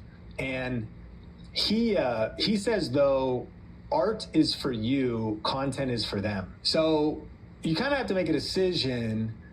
If you're going to be an artist, well, I want to make art and videos that are romantically what I want. Cool. Content?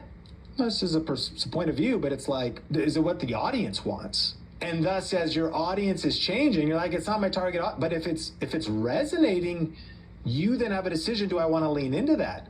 And there's not a right or wrong answer, but there could be a right or wrong answer if you're going to be successful. Because once your business plan makes first contact with the customer, you need to start pivoting. We just had Dan Martell on, and we'll link to that episode, also a must listen. And he said, it's not 10,000 repetitions that'll get you to success. Too many people mistake the quote of Thomas Edison when he said, I failed 10,000 times before I was successful. And so what people think is like the key to success on YouTube is I need to post 100 videos, 200 videos, and the repetitions alone are going to make me successful. It's not 100 or 200 or 1,000 repetitions. It's 1,000 iterations. What does that mean? It means that you iterate enough times. I'm just trying to go deep on this. Every single listener, including myself, could benefit from this. You got to be willing to change, let go of the things you're romantic about, let go of what you wish people liked or what you wish people accepted your product or your videos or your content or your brand. It's a both and. You got to stay true to yourself. You're not just selling out, or you're not just, but it's a both and. And so iterations mean, all right, well, I didn't think that series was going to be so successful. I didn't think that thing was going to be so successful. But if that's what the market is saying they want, then you have a decision to make. Do I lean into that, or do I take the path of the artist? I'll take less growth. Man, I don't even care about money. I'll take less growth. I want to express myself. I just want to put my own ideas and my own art and my creativity out there. It's my tube. It's your tube. It's YouTube. Cool. But this doesn't mean the market's going to validate it, especially with their finances. There's one other quote from Paul Graham. Don't make something people want to want. Make something people actually want. And so, again, we could debate this, and we don't have time to do it. It is a creative tension between, man, where's the soul of YouTube or the spirit of YouTube content creators? Or are people just making stuff for the algorithm? Or are people just making stuff for clicks? Well, the answer is yeah, people are doing it. People are making AI slop right now for faceless AI money. Like, how artistic is it? Arguably, like, -5. Like, it is anti-art in by some respects. The question is, what are we doing? And why are we doing it? And it's a lot of things to do some inner searching. And I do think being a creator of ethics and long vision and being built to last does weigh these concepts. But that was a long answer, as they all were, to Daniel. My audience in my analytics isn't my target audience. So what do I do? Your next mission, Daniel, should you choose to accept it, is to think through what we've laid out here and then to make a plan accordingly. What I wish people would do is actually be a little less critical and say that there's a right or wrong answer to the question. There really isn't a right or wrong answer. What I think there's an answer that is based on your goals, your ambition. I don't want to hate on AI slop too much. I mean, there's parts of it I might not love it. It's not my favorite stuff. That's totally fine. I do think it could go too far, or where like artist work is being truly ripped off. And I understand that side. But I waited tables at Red Robin. You're going to work somehow to try to make money. So you could go work somewhere, or you could go do construction, or you could drive Uber, or maybe you're good at figuring out a window of opportunity to use AI to make a channel. We've coached creators. Nathan, you coach creators. And inside of our coaching program, some people have had success with AI-only content, and they have self-expressed.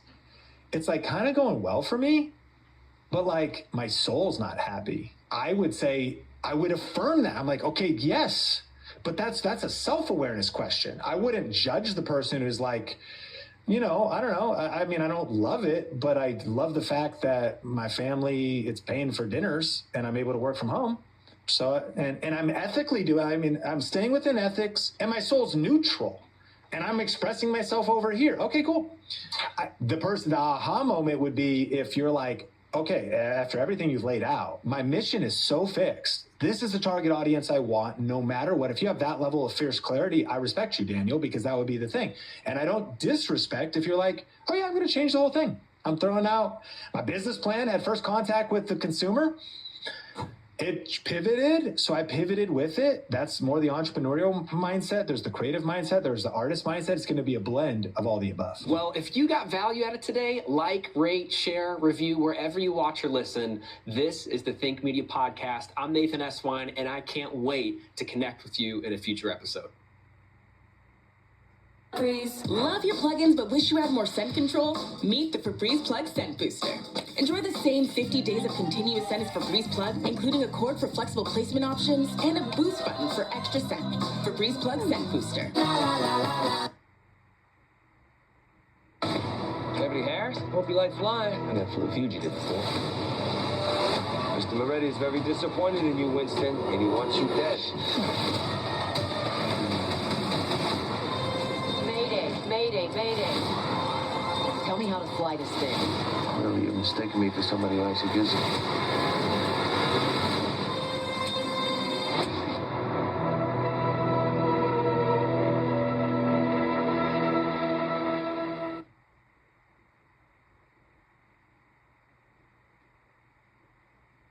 I think it's easier now than ever to win on YouTube. And what most people do is they get excited, it doesn't work right away, and they give up. So what are the biggest shifts and hidden opportunities on YouTube that most creators are missing in 2025?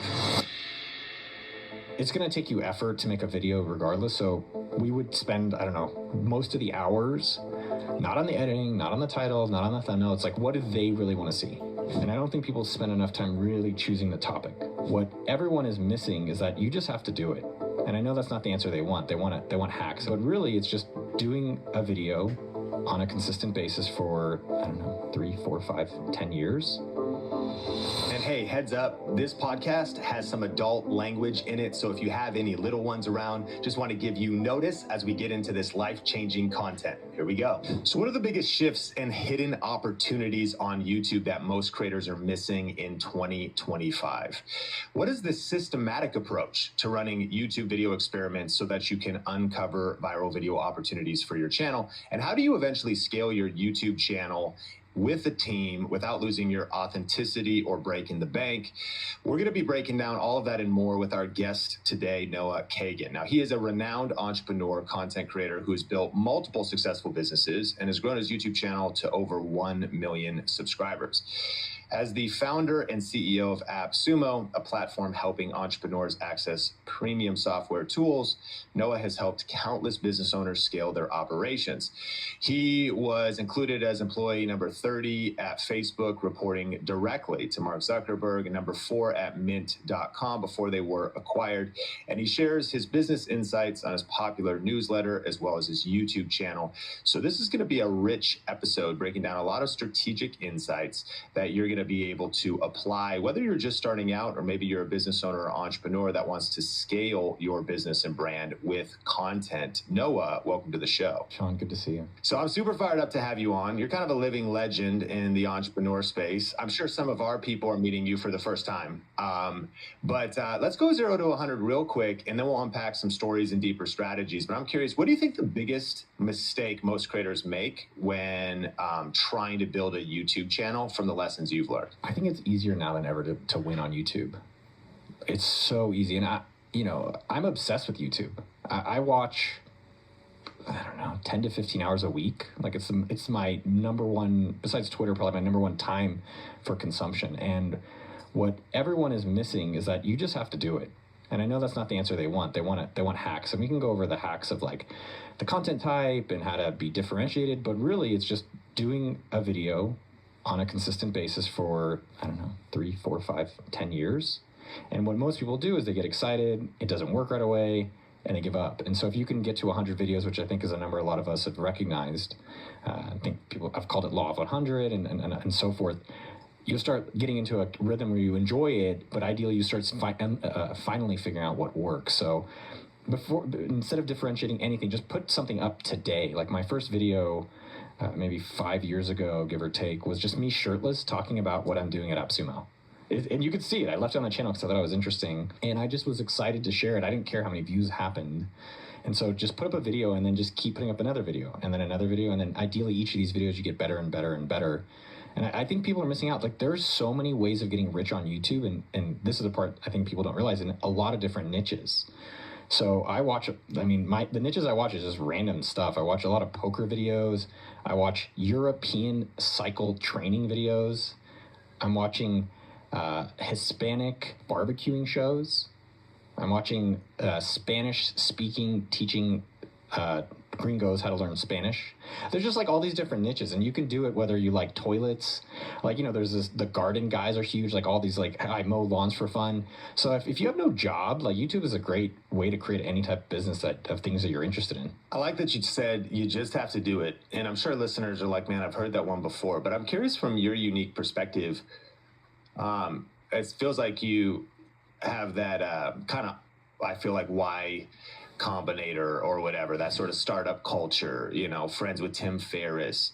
In a world of guys like that, business owners, people that are in SaaS, that maybe then look at someone like you and think they want to start a personal brand, they want to start a YouTube channel.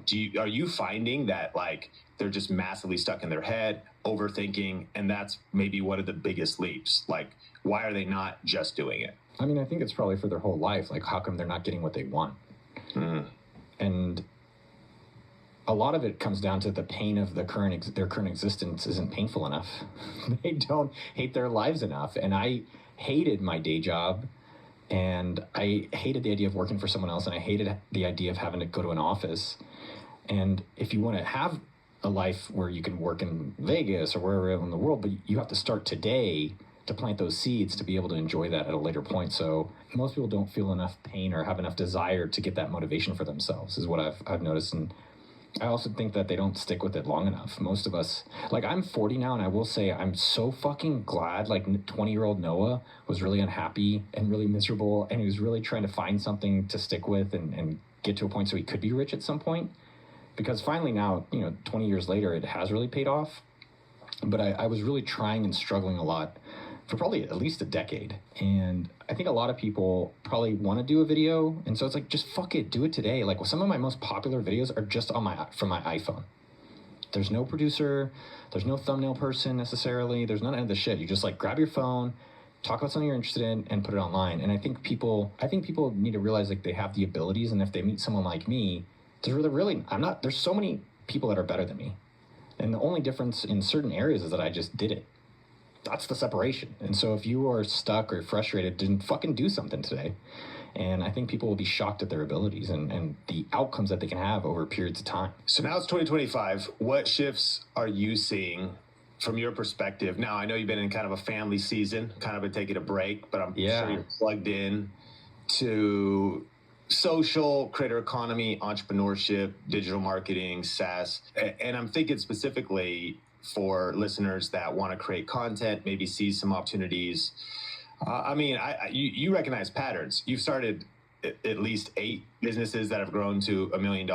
So I think you're definitely a trend spotter. I'm just curious, 2025, if you were thinking about specifically people that want to get in the content game, make money online, build a business, what are some of the trends and shifts you're seeing? I don't think that, from what I'm observing, I don't think that much is changing right now, which is actually still an opportunity. It feels like there's a lot of people sleeping, and a lot of people, and maybe that's how I'm feeling. And so I still think it's a huge opportunity to be a profitable content creator.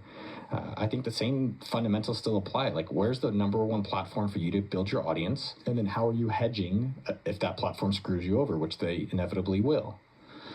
And those are the two things that are still there. I think it depends where you want to create content. Is it on Instagram? Is it on TikTok? Is it on Twitter? Is it on YouTube? Pick one and win on one platform, and then diversify it, generally with email list, so that you can communicate with your audience when the platform screws you over. I don't see that many shifts happening. I think you could still get attention. A lot of these platforms now are paying you to actually create the content, which is such an amazing business. Yeah, I think the only thing I would say as a content creator that's worked well for me, most content creators create content and then they have this very weird fluctuation of revenue. And I did it the opposite, where I created a business and then the content creation helps the business and I also enjoy it. And I think that's been beneficial, so I don't have to be creating content and selling a course or begging people to do things or begging to get a sponsor. Because my business isn't dependent on that. And I've found that to be a better business model for me.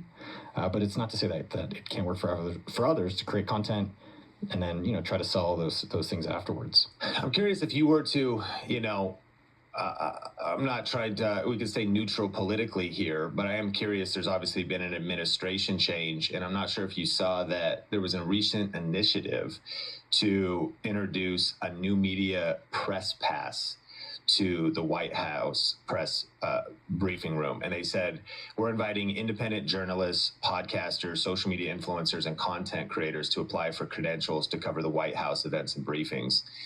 I think that's an interesting event, as we also are now seeing social media influencers being invited behind the scenes at sporting events, and kind of just this evolution of the creator economy. I'm curious your take on maybe those that might think like, oh, creators, it's too saturated, or like, man, there's so much competition now, as opposed to maybe how blue ocean is it?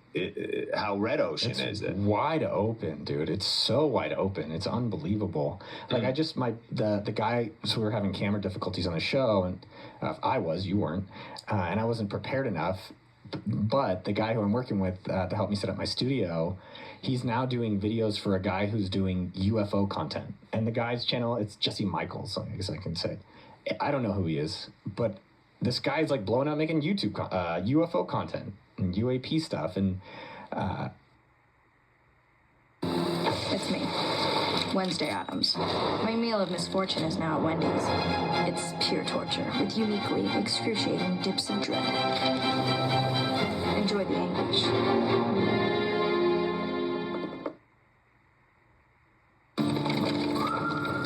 Outlaws in 500 feet. Making it up! Innovation changes everything. Man, he's good. One ETF, 100 innovators rethinking the world. Before investing carefully, read and consider fund investment objectives, risks, charges, expenses, and more in prospectus at Invesco.com. Join millions growing their career with Coursera. Start learning today. Thirsty hair?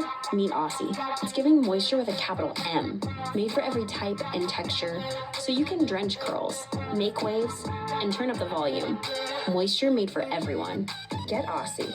Awesome hair for everyone. Music up, doors off, shades on. Jeep, this is how summer rolls.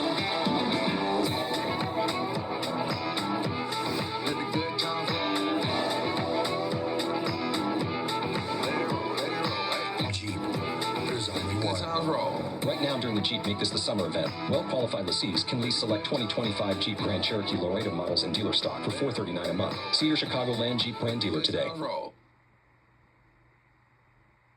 UFO content and UAP stuff, and there's all these new creators that are coming out there, and I don't think people realize like it could be them, like Theo Vaughn or any of these guys, like Joe Rogan.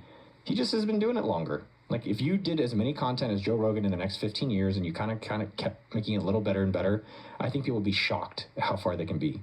And I think whether you voted for whoever in America, I think the fascinating part is how much the content creators were able to influence public opinion. I think that's kind of what I don't know if that's what you're saying, but that was fascinating, that all the presidential candidates were kissing a podcaster's ass. Yeah. Like how cool is that?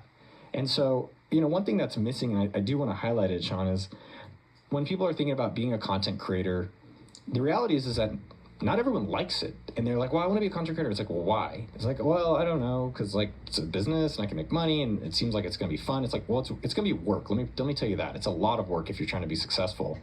And so you have to find the part of the business or part of the work that you just will do for free, and you'll do it forever, ideally. Like I've been creating content since 2000. Like before, like the start of the internet. It's kind of wild. Like I've been posting on my blog, noahkagan.com, and it was okdork.com before, since 2000. And right now I'm in a season where I'm focusing on being a good husband and good father. So all I'm doing is one email and one podcast a month, and sometimes Twitter stuff.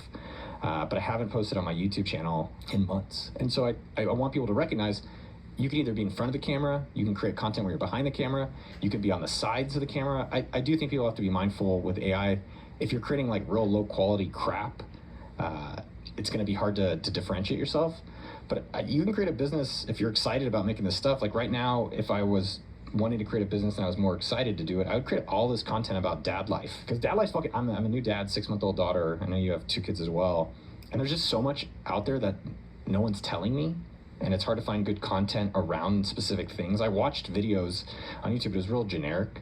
Like, what's the best carrier? What's the best stroller? What's the best nipple for your bottle? Just like random stuff that, like, that's content. That's a video channel or Twitter channel or Instagram that you can create a business out of. But I do want to say, one, find the part that you actually enjoy if you want to do it, but also realize that it's, to some extent, it is work. And so find the work that you can stick with for a period of time. So to be clear, did you start creating content when you were 15? I'm 42, so I started creating content at 18, public. 18. Wow. Okay. And so that's an interesting. Go ahead. Yeah, go to archive.org. I think what I would encourage other people to realize is think about seasons. There's you kind of commented me, I'm in dad mode. So I'm taking a break from some of the content. And it's just like a TV show. Like you have friends, there's like 10 episodes in a season, and then they take a break and they have another season.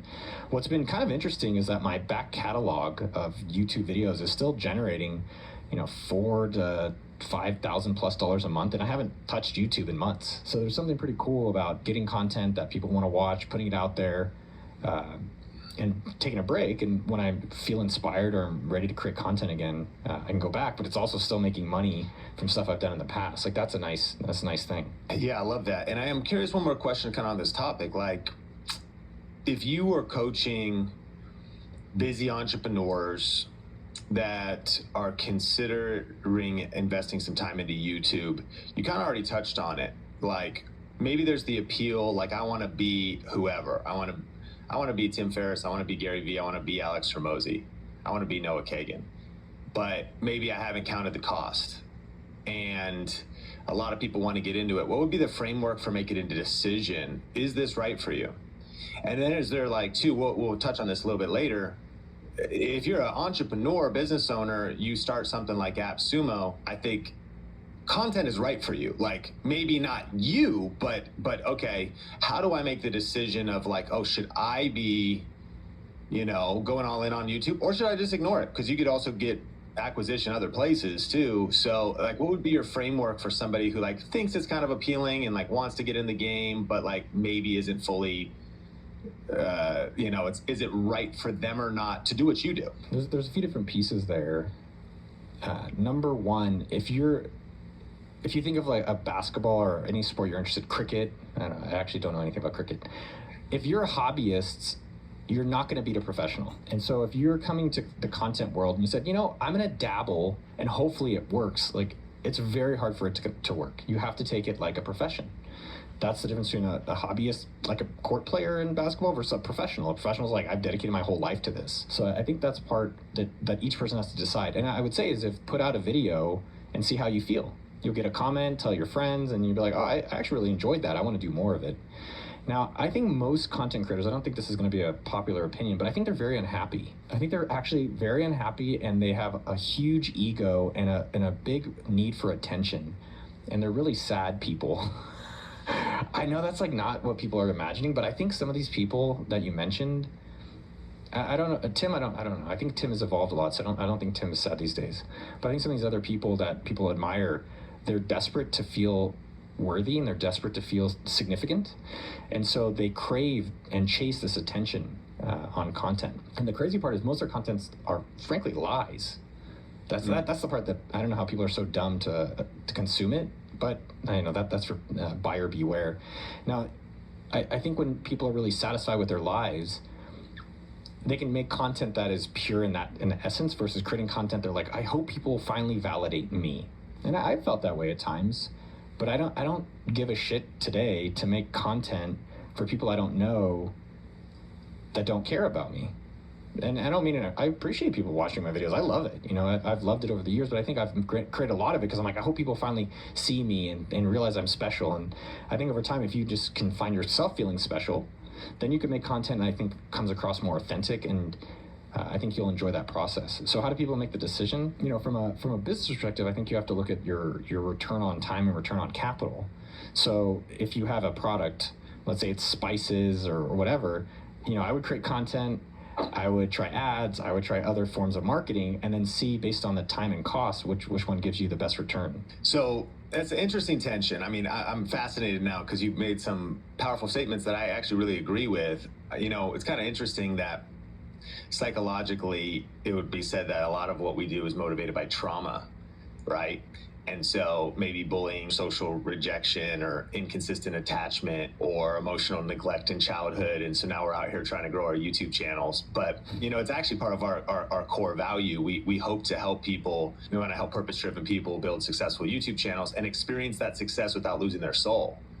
And and come from a place of health and wholeness. And of course, it's tensions to be managed. Like, I'm self-aware enough to know that sometimes I've wanted to create content because of a chip on my shoulder, or to prove to people in high school who aren't even thinking about me right now, prove them wrong because I was not cool and kind of an outcast. It's like, I'll show you. But trying to heal those types of things and realize, okay, but if we are, I love that you said it, if you are satisfied with your life, it's gonna be a good starting point to then be creating content on top of that foundational framework. I was kind of curious, like, and the tension, because you just said it, but then also, if it just works, like, I wonder if because maybe nobody's emotionally neutral, but if from an emotionally neutral standpoint, you're probably in a healthy place if you're like, yeah, I'm doing content because the mission needs it. I want to get the message out. I want to get my product into the hands of people.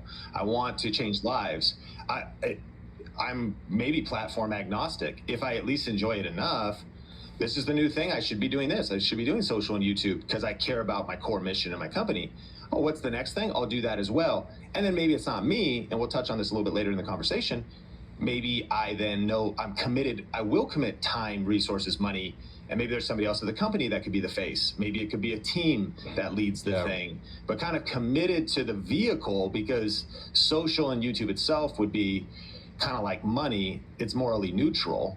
It's just going to be it's going to expose whatever's actually happening in your soul, in your inner game. Thoughts on that? Yeah, a few things. Like, it's interesting to watch a lot of YouTube. Like, there's a guy, Brad Owen. I think he's in Vegas, and he makes poker vlogs. The guy just like films on his phone, like, about his day in poker, and talks about his wife, and he makes stupid jokes, and he shows his different hands. And I don't know if he's making a million from the channel. I wouldn't be surprised if he was, but his content's awesome. And I really admire that. And it comes across where he's not trying to convince you that he's done $100 million business. He's not trying to convince you to he doesn't have anything to sell you, and then he has a mastermind or some,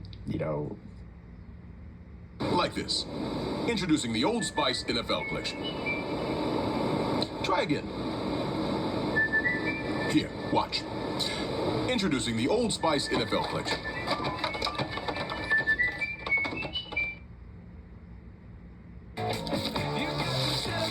Boom, baby. eBay. Things people love. This is our world. God damn, it feels good to be A world with stories that make you feel alive. We forge our own fate. Here, nothing is off limits. Okay. It's not family friendly. Because when the sun goes down, the stars come out. Stars. We're all adults here. Booking.com has all kinds of stays. For those who love family resorts, and for those who do not. There we go. Find exactly what you're booking for. Booking.com, booking.yeah. Thing, get this and buy it. He's just like, I make poker videos, and if you want to come play with me and do this, it's just, he's having fun with it. And it comes across that way. And I those are some of the creators that I really admire. And ones that as well that have done it a long time.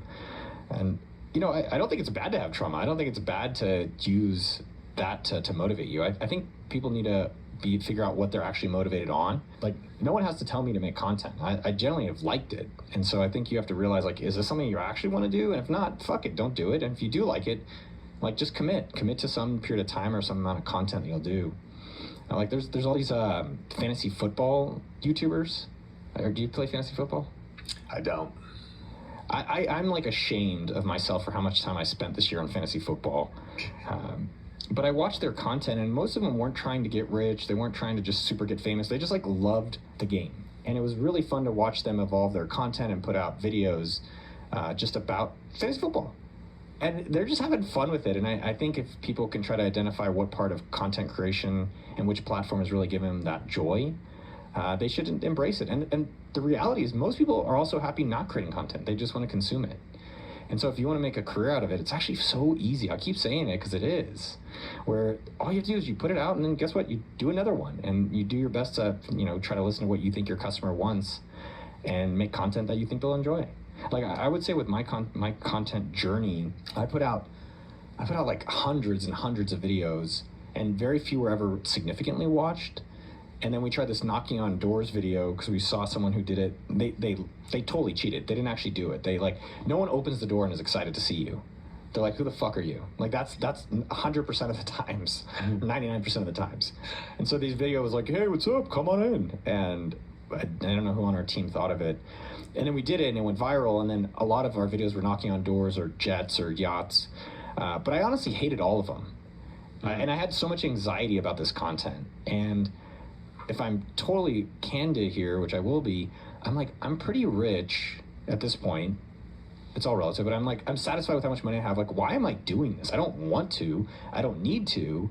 And it's not something I can sustain. And I think that's also led me to, taking a break from doing some of the content. Whereas when I interviewed older people about their lives, that have created businesses that I admired, I would do that. I would pay for those. I would pay, right now, I don't know if you know Buc-ee's. You know Buc-ee's? You ever heard of it? The brand? Gas station. Oh, Buc-ee's, yeah. Yeah, I want to interview, his name is Archie Bucky Beaver Alpin. He's the kind of guy I want to interview. And those are the things where make content where you would even pay someone to be able to make that content. And that's starting what I'm leaning back into. That's where I'm interested in versus, and some of the times I'm interviewing people that are rich and I just don't care that they're rich. I don't care about their stuff, but I think we do it because we want the views and we want people to like us. And I think at the end of the day, if you can just find your own satisfaction doing it, you'll sustain longer. And I think it connects actually more deeply with the audience, which that was wild for me, man. I launched $1 Million Weekend, and what I found out was that, these million subscribers aren't actually as engaged with me. They're engaged with a character who does things. But when I actually said, hey, here's a book I've worked on and all my stories, and I think it'll help you if you want to do business, it did well, and New York Times and all this stuff. And it sold well, and people seem to really like it. But I don't think the YouTube content and the community was there for me, and they don't have to be.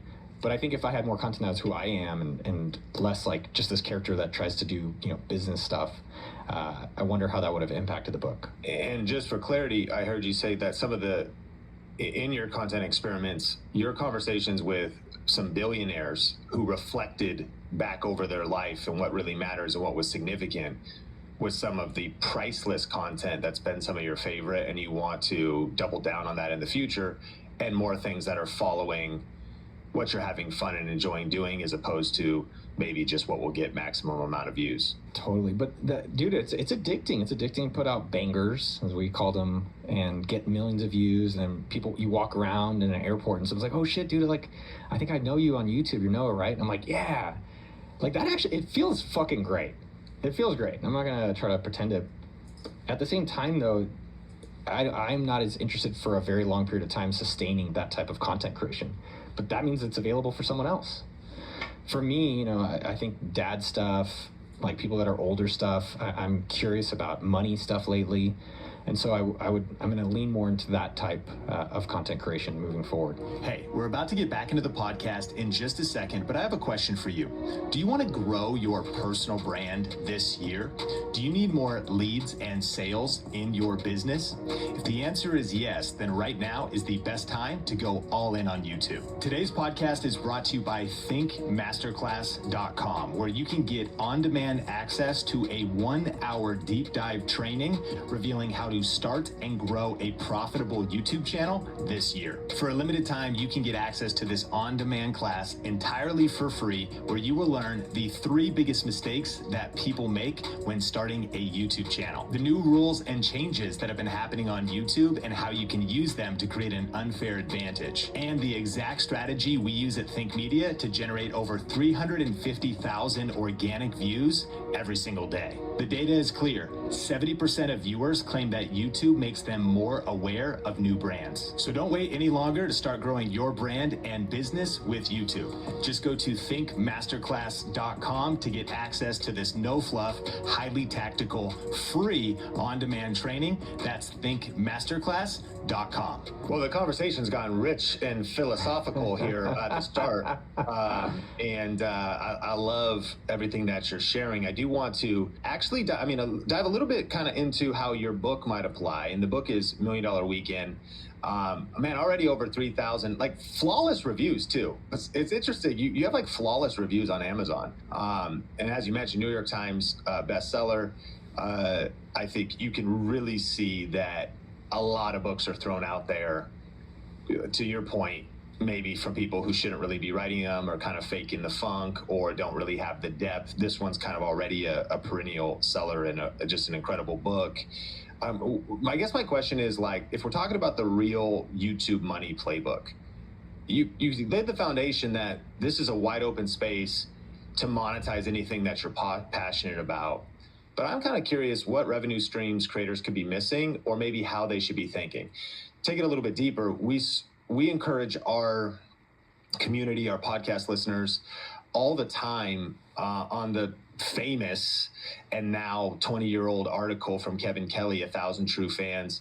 A friend of mine, Shalene, was talking about maybe 500. Like, if you have an engaged following of 500 people, but you have some sort of business vehicle, you've taken the surprisingly simple way to launch a 7-figure business in 48 hours, that, maybe it's, smallest viable audience, something like that. I guess I'm curious, because the long tail, a lot of people aren't going to go viral, but there could be some sort of way of pairing YouTube with other income streams. So whether that's creating a product, creating a business, launching something, and we could get back to that, I'm just curious how you would approach encouraging someone to maybe identify, I'm going to do affiliate marketing. Maybe they tie in with somebody else.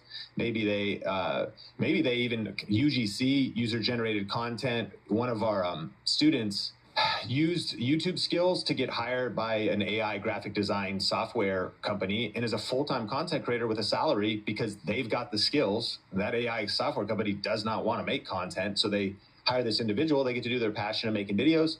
It's like different approaches to it. So I'm curious the mind of Noah Kagan of what the real YouTube money playbook would be this year. Ultimately, I think if you're dependent on YouTube to pay your bills with ads, you're going to be very limited. Same with sponsorships, because then you're very dependent on what does YouTube choose to pay you today. My wealth has been separate from that. I was able in a weekend to build AppSumo.com, and it's a software deal site. I wanted software deals. And so taking a step back, if people need to have some hate in their heart.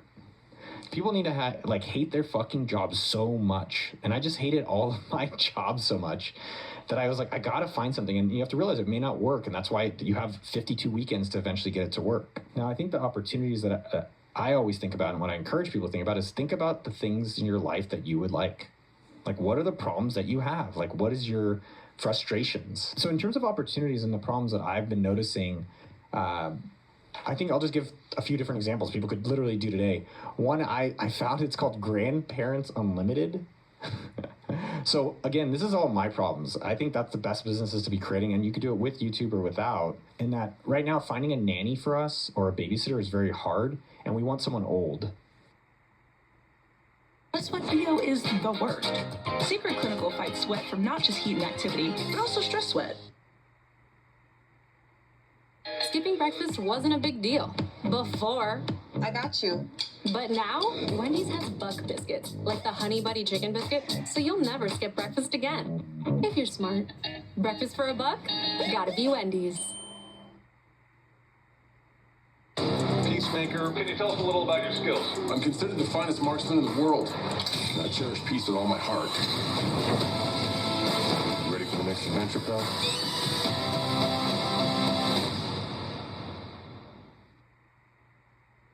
So, I'm back on the app. I thought you were done meeting people online. Never again.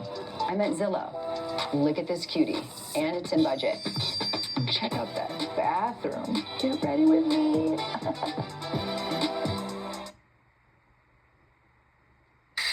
What are you bound for? Find out more with Zepbound.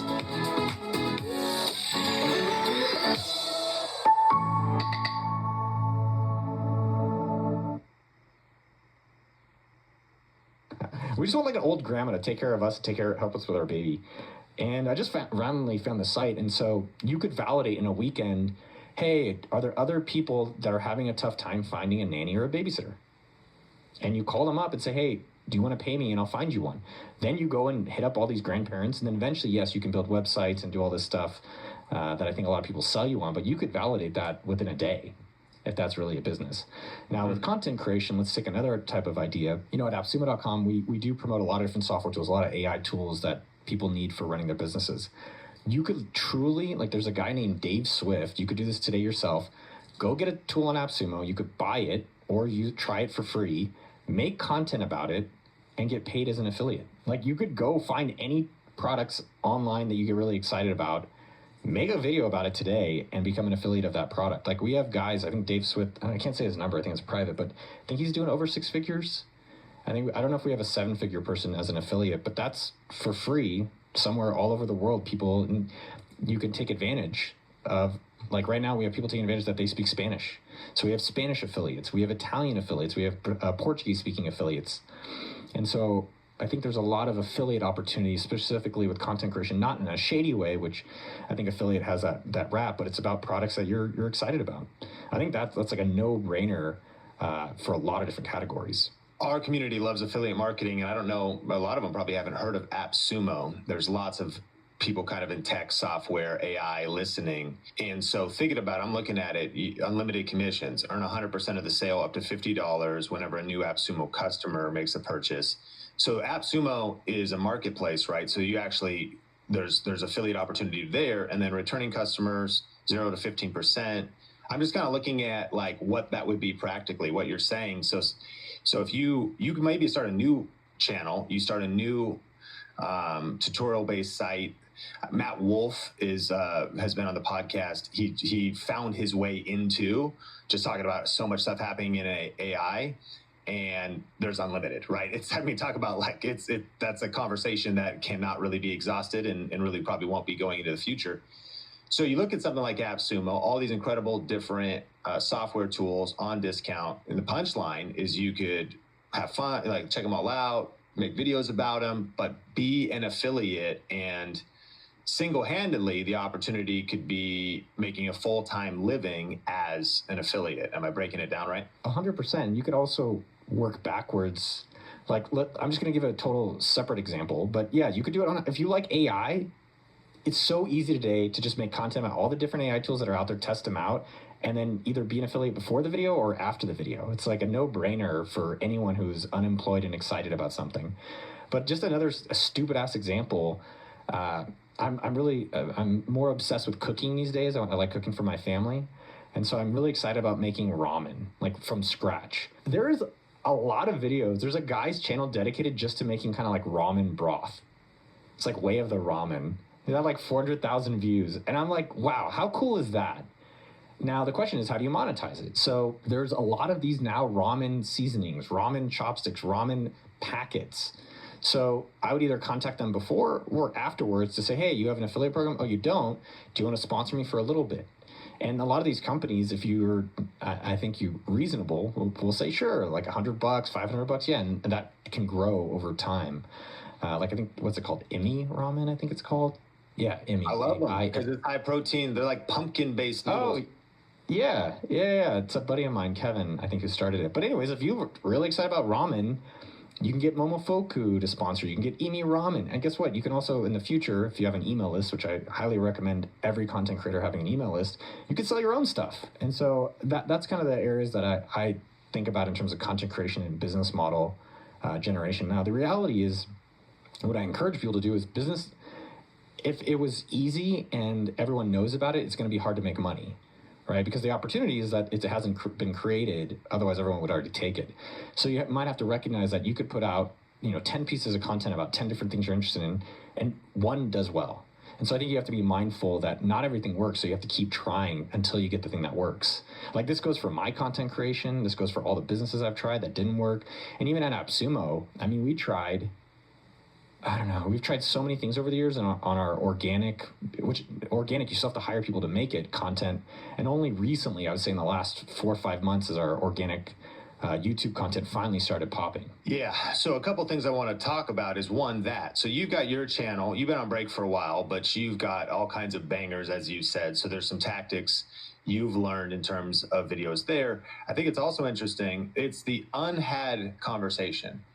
there's a lot of media companies or brands like AppSumo, Kingston Memory is an interesting one. They've been doing it for years. They've hired somebody else to kind of be the face. And there's individuals that are trying to figure out, how do you maybe build those teams, as well as maybe an entrepreneur that wants to build a team. So we'll get into some of that. Let's start with your channel and some of the hacks and lessons you've learned as it comes to just getting YouTube views. You're big on experimentation. If something isn't working, try something different. You were just mentioning that. And you had mentioned before we hit record that even as you were split testing titles, book covers, some of that stuff you learned from YouTube. What do you think is, have you learned now achieving incredible YouTube success and having multiple viral videos about some of the best practices for creating viral videos, getting views in today's landscape? The one thing that everyone's missing is it's all about the content. That's the one thing. So, and what I mean by that is it's going to take you effort to make a video regardless. So we would spend, most of the hours, not on the editing, not on the title, not on the thumbnail. It's like, what's the actual content that we think our audience, which we call them, it was like all these like hungrypreneurs and just youngpreneurs. Like, what do they really want to see? And we were very strict with okay, if we're only going to do a few videos a month, which we found to work best for us, what's the one we really want to bet everything on? And I don't think people spend enough time really choosing the topic, really choosing it, right? And then if we tried a lot of let's try it, fine. But then when we were when we put out the ones that we spent a lot of time thinking about, we kind of knew it was going to do well. We weren't surprised. So I think in terms of content creation, it's probably spending more time just up front thinking about the topics. Think of it like a TV show, right? Every TV show, Saturday Night Live, Jimmy Kimmel, I don't like Jimmy, but whatever, these different shows, they have a ton of writers, The Simpsons, all of them coming up with ideas, and then they really choose the best of the best of the best. And I think with content creators, a lot of times they're like, well, I need to make a video this week, so let me just put something out because hopefully it does okay. And I think if you're more intentional with which ones, you'll have a bigger upside on what you make. When did you realize your YouTube strategy was working, and what signs told you it was time to double down? Yeah, so doubling down is something from AppSumo days where not everything works in business. And when it does work, it's like a marriage. Like when you find a good husband or wife, marry them. But you go on a bunch of dates first. And so with YouTube, I think it was around 100 videos, sharing my finances, sharing marketing, doing some interviews, just doing so many videos. A lot of them I didn't really care for. And then it was finally when we had a goal to hit, I think it was 100,000 subscribers, and we weren't even close, and we had a month left. So we had to do something kind of 180 of what we normally did. And that's when we were like, well, fuck it. Let's just go knock on doors for rich people and see how that does. That felt like it was super scary to do it, but also exciting. And then when we launched it, it was instantly a 1 million view video. And it was one of the first videos where people were kind of going out in the streets and doing that kind of stuff in the business section. We got inspiration, kind of try to look at other areas for inspiration. And so then, that once we saw that, it was like, oh, okay, this is working. And most people, what they do is when they find something working, they do other things. And I think we've had success with the content and with AppSumo. It's like, hey, lifetime deals work well at AppSumo. Do a lot of those. And with my YouTube channel, finding out what these rich people do that we see in the cars or in the jets or in the planes, wherever, or in their houses, that works. So if you look at the channel, there's I think at least half of our content is asking millionaires what they do. And so I think what we did well is once we found that, we didn't just do a bunch of other new stuff. We would slowly test other content to find the next kind of content that would work, which was interviewing old people for wisdom. And it turned out, so we tested interviewing old people for their regrets. And we did a compilation video, and that was the original idea.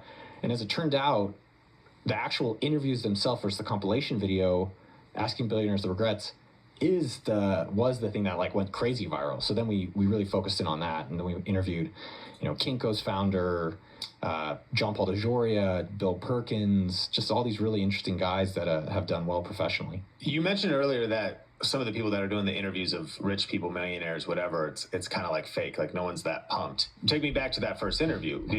Were you just going cold with the camera rolling, or did you okay, yeah, I'm willing, okay, we're gonna come to the door, how'd you do it? For the knocking on doors videos? Yeah. Or for interviewing billionaires? Knocking on doors.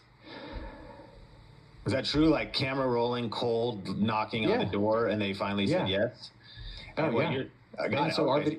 So you did it. You did it. And what you're saying is a lot of people who do it, it's like, oh, hey, fake as shit. good to see you guys, but it's like staged. Yeah.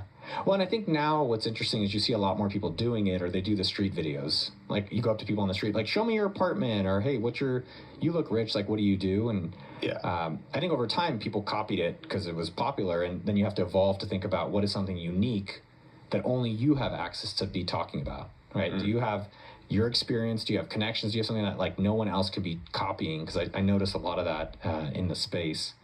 But yeah, what was fascinating about the knocking on doors videos was that we featured a lot of the failure, like people saying no, and that actually it actually turned out to be a good part of the video.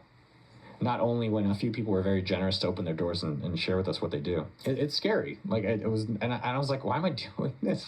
I'm very proud of the content, I will say, but a lot of the content was very anxiety driven. Like the jet one, which went very viral, where I stood outside a private airport. Yes, I love it. Okay, I've heard you say that it is important to have a niche, and you might want to have one or two content buckets you're known for, and you should create content around your unique advantage.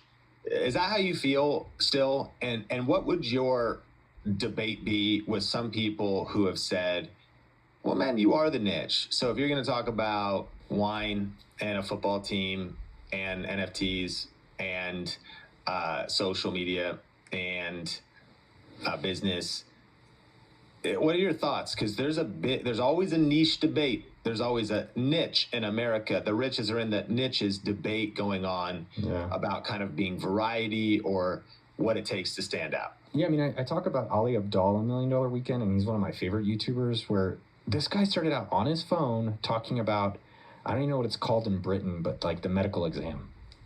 And it was like how to study for the medical exam. And now he's the #1 productivity YouTuber online. Yep. And the challenge is that you see someone do it that way, where he might now talk about his wife, and he talks about, I think it's public, anyways, personal things of his. And we're like, oh, I'll just do it that way. But it's only because over time he's been building up that core audience to get to that point. Now, Stop dreaming, start booking. Your next trip is just a deal away on Priceline. Priceline.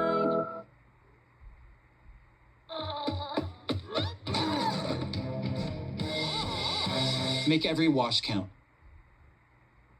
Olive Garden's new Calabrian steak and shrimp bucatini is here for your love of heat. Here for great toppings, and here for a limited time only.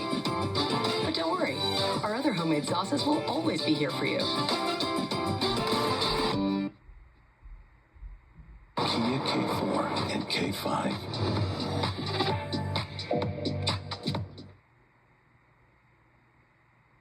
What I'd recommend for people is try it out. Try doing a bunch of shit and see if anyone cares, or try to be more specific and see how people respond.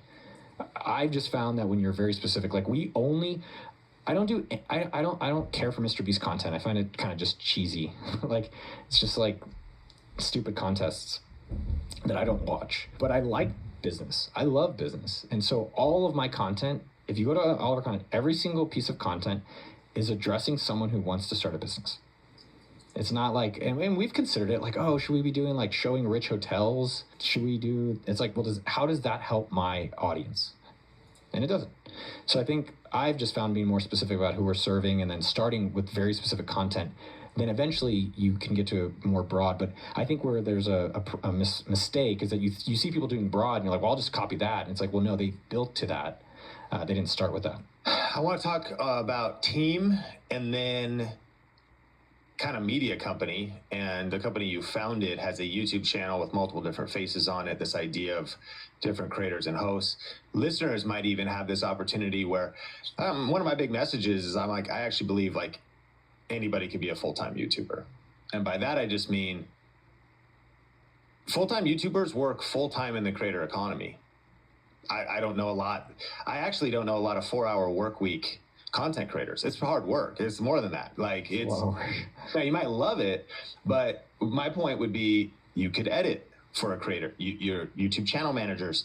There's a lot of people work. I think all my entire team is full-time YouTubers. We work full-time doing YouTube. So of course, what a lot of people think is they're going to be on camera. So anyways, it's interesting that we'll talk maybe because there's other AppSumo team members. I'm excited to hear about that. But on your $1 Million Weekend website, it's really cool that you shout out Team Dork, who helped make your content. And there, it looks like there's 7 people listed. And you've got a YouTube creative director, you've got social content and email writer. Maybe that's a little different, but you got a YouTube creative director, YouTube consultant, video editor, podcast editing abilities. So maybe at least directly 4 people helping you make YouTube content. Maybe tell us a little bit about that, but also, some of the listeners, their problem is not money, their problem is time. And yet when they start thinking like, I got my main business I run, but now I'm starting YouTube, so I'm going to edit my own videos, or I'm going to, but it's also a whole new skill set. So like, well, I knew how to hire people in my core business, but like, how do I build this thing? What would be kind of your thoughts for those that want to scale, develop a team, and how you approach that? Yeah, the AppSumo content creation stuff is really fascinating because almost all of it hasn't worked. Like all of AppSumo's like, Instagram didn't work, TikTok didn't, like Duolingo, everyone talks about them. We tried all that shit and none of it worked for us. And as it turns out, Mitchell, who's, a younger guy that just like loves content creation, and he worked with me on mine, he started kind of interviewing our partners and some of our customers in a format that worked for my channel. And now the videos are getting, 50 to 100,000 per view on the AppSumo channel. And that took us years to finally get to. So you do have to be patient that if it doesn't work immediately, like you do have to kind of keep trying until eventually it will work. Now, in terms of the team, I think where people, the misconception and problem is you don't start with a team, you build up a team, right? So I started alone, shirtless, with the phone, no real thumbnail. And then as it worked, I was like, oh, I kind of could use someone helping me with the thumbnail. And that's where Mitchell came in. He actually worked, I met him, and he helped me with my channel, and then he ended up actually joining AppSumo. And then same with Jeremy. Jeremy saw my content, hit me up and said, hey, I can help you with Instagram. And that he turned in to be the channel director over a year or two. And so I think it takes time to eventually build up the channel. It really depends on what part of the business you want to be doing. There's someone like Ramit Sethi, a good friend of mine, who likes being on the camera. He wants to be making the content. And now with AppSumo, there's Mitchell, who's the face, making content to attract new people to AppSumo. So it just depends on each person's preference and how they want to spend time. But I think with the team, the core thing I'd recommend is don't worry. Like I was spending at peak $500,000 on the team, and we were more or less break even on my content. And it was fun. It was fun. Right now, I think my team cost, with how little I'm doing, is maybe $50,000 a year, maybe less. Interesting. So if we isolate at the peak, how many people did it take to make these banger Noah Kagan videos? Probably more than people would expect. Probably 6 to 7 people, and that's for 2 videos a month, right? So we had Patty Galloway, who's a YouTube consultant, Jeremy, who's the director, kind of producer, creative director of the channel. We have a video editor, we had a thumbnail person, we had a research assistant, and then we had like a glue person who helped coordinate everything. And did you break even because you made $500K in ad revenue? Yeah. If we didn't have AppSumo, it would have been hard for me to sustain the channel in the way that we were doing it. Like the idea that we can promote AppSumo and include AppSumo in the videos, and AppSumo would help pay for some of it, definitely made it easier. Got it. So, and for some, that's an interesting perspective, that maybe getting into content is a branding awareness, passion play. I mean, was it worth it? Was the ROI there? What the thought you triggered, Sean, was like, parts are worth it. Like there's some interviews or some videos that if I skipped, I'd be okay with, but there's some people I've been able to connect with. And I think that's probably the thing that's not talked about as much. Like just being in the arena, being in certain categories, put you in places where I met Bill Perkins, who wrote Die With Zero. It's one of my favorite books. It's down here on the ground. Or Tim Ferriss. I've been creating content. That's how I met Tim, where in 2007, he had a book coming out called 4 Hour Work Week. And I was like, hey, I got a blog. Do you want me to blog about it? And, 20 years later, we're still friends. And so I think that's part of the content thing that's not as monetized, that's done well. So was it worth it? Yeah. Yeah, it was worth it. I'm proud of it, and we talked about this earlier and before it came on the air. I do think it's worth it from the sense I'm very proud of what I made. I'm really proud of what we made. Like, I look at these videos and I don't know how I went on the streets of Monaco. I went on the streets of Switzerland. Like, I asked first-class passengers what they did. I got to interview some of these idols, truly idols of our societies. And yeah, it was definitely worth doing that. Now, I'm in a season where I'm trying to evaluate, like, how do I balance prioritizing my family and what I really want to do with also, going into content creation that I actually really want to do, and I'll pay to even be doing it. And I think a lot of that will be more around interviewing, some of these people, women and men that have created companies that I'm curious about. All right, as we land the plane, a few more questions here. I do just want to get maybe your distinctive tips. I love how raw you were about, like, hey, we tried a lot of content for our business and it didn't work. And even something that worked for Duolingo didn't work for us. We're trying to find our thing, but now we're kind of getting into the flow of things. In fact, if I expand this conversation out, I mean, it's interesting. You got a software company. AppSumo has got 115,000 subscribers now for that YouTube channel. You eventually found the individual Mitchell, right, who's passionate, enjoys doing it. Now things are going to the next level. It took a long time to figure that out. There's this whole thing of, YouTube's the new frontier. People are building media companies. I'm trying to. It's been organic and natural. It wasn't necessarily what I thought at the beginning, but I'm thinking about succession. I'm thinking about, I'm more into the leadership and team of things. I think that the greatest leaders build platforms for others. They want to share the mic. Just different things. I kind of enjoy the leadership side even more than just the content creation side, but I enjoy that as well. So we've been trying to build a media company. A year or two ago, I was looking around and I was looking at, like, Valuetainment, Patrick Bet-David, and I was like, he had a couple characters over there. I was like, look, that's going great. He's building all his talent. I was looking at, like, Daily Wire. I was like, look at how happy they all are. Ben and Candace are getting along. That looks great. I looked at, like, Dave Ramsey, and I was like, man, he's got all these, different talent that's on his team and stuff. Ooh, come on, Crust. It's your inner beauty that really counts. Wow, rude. I just mean the good stuff comes from within. You're so self-centered. Look, your good stuff, it's right here. Uncrustables are the best part of the sandwich. Try them in raspberry. Sensitivity is so common, it immediately feels like somebody's poking directly on their nerve. I recommend Sensodyne.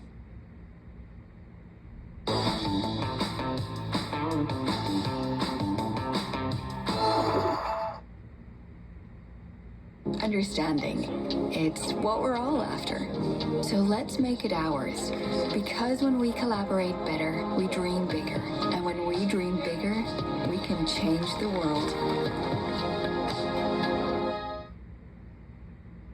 Said I couldn't get a respected software engineering degree from an online school, but with WGU I can earn an accredited degree with industry relevant certificates built into the program online and on my time. Learn more at wgu.edu today.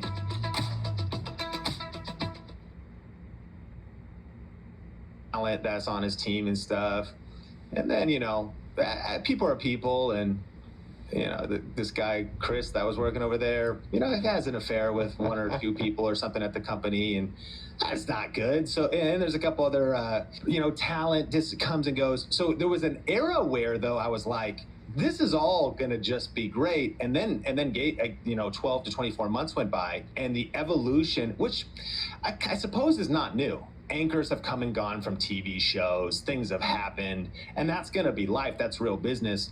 But the media company thing is interesting. There's been, in the creator economy, partnerships where people maybe just started the partnership out of passion, and then a few years go by and stuff gets interesting, and where does the channel go next? Is it built on a personal brand or on a face?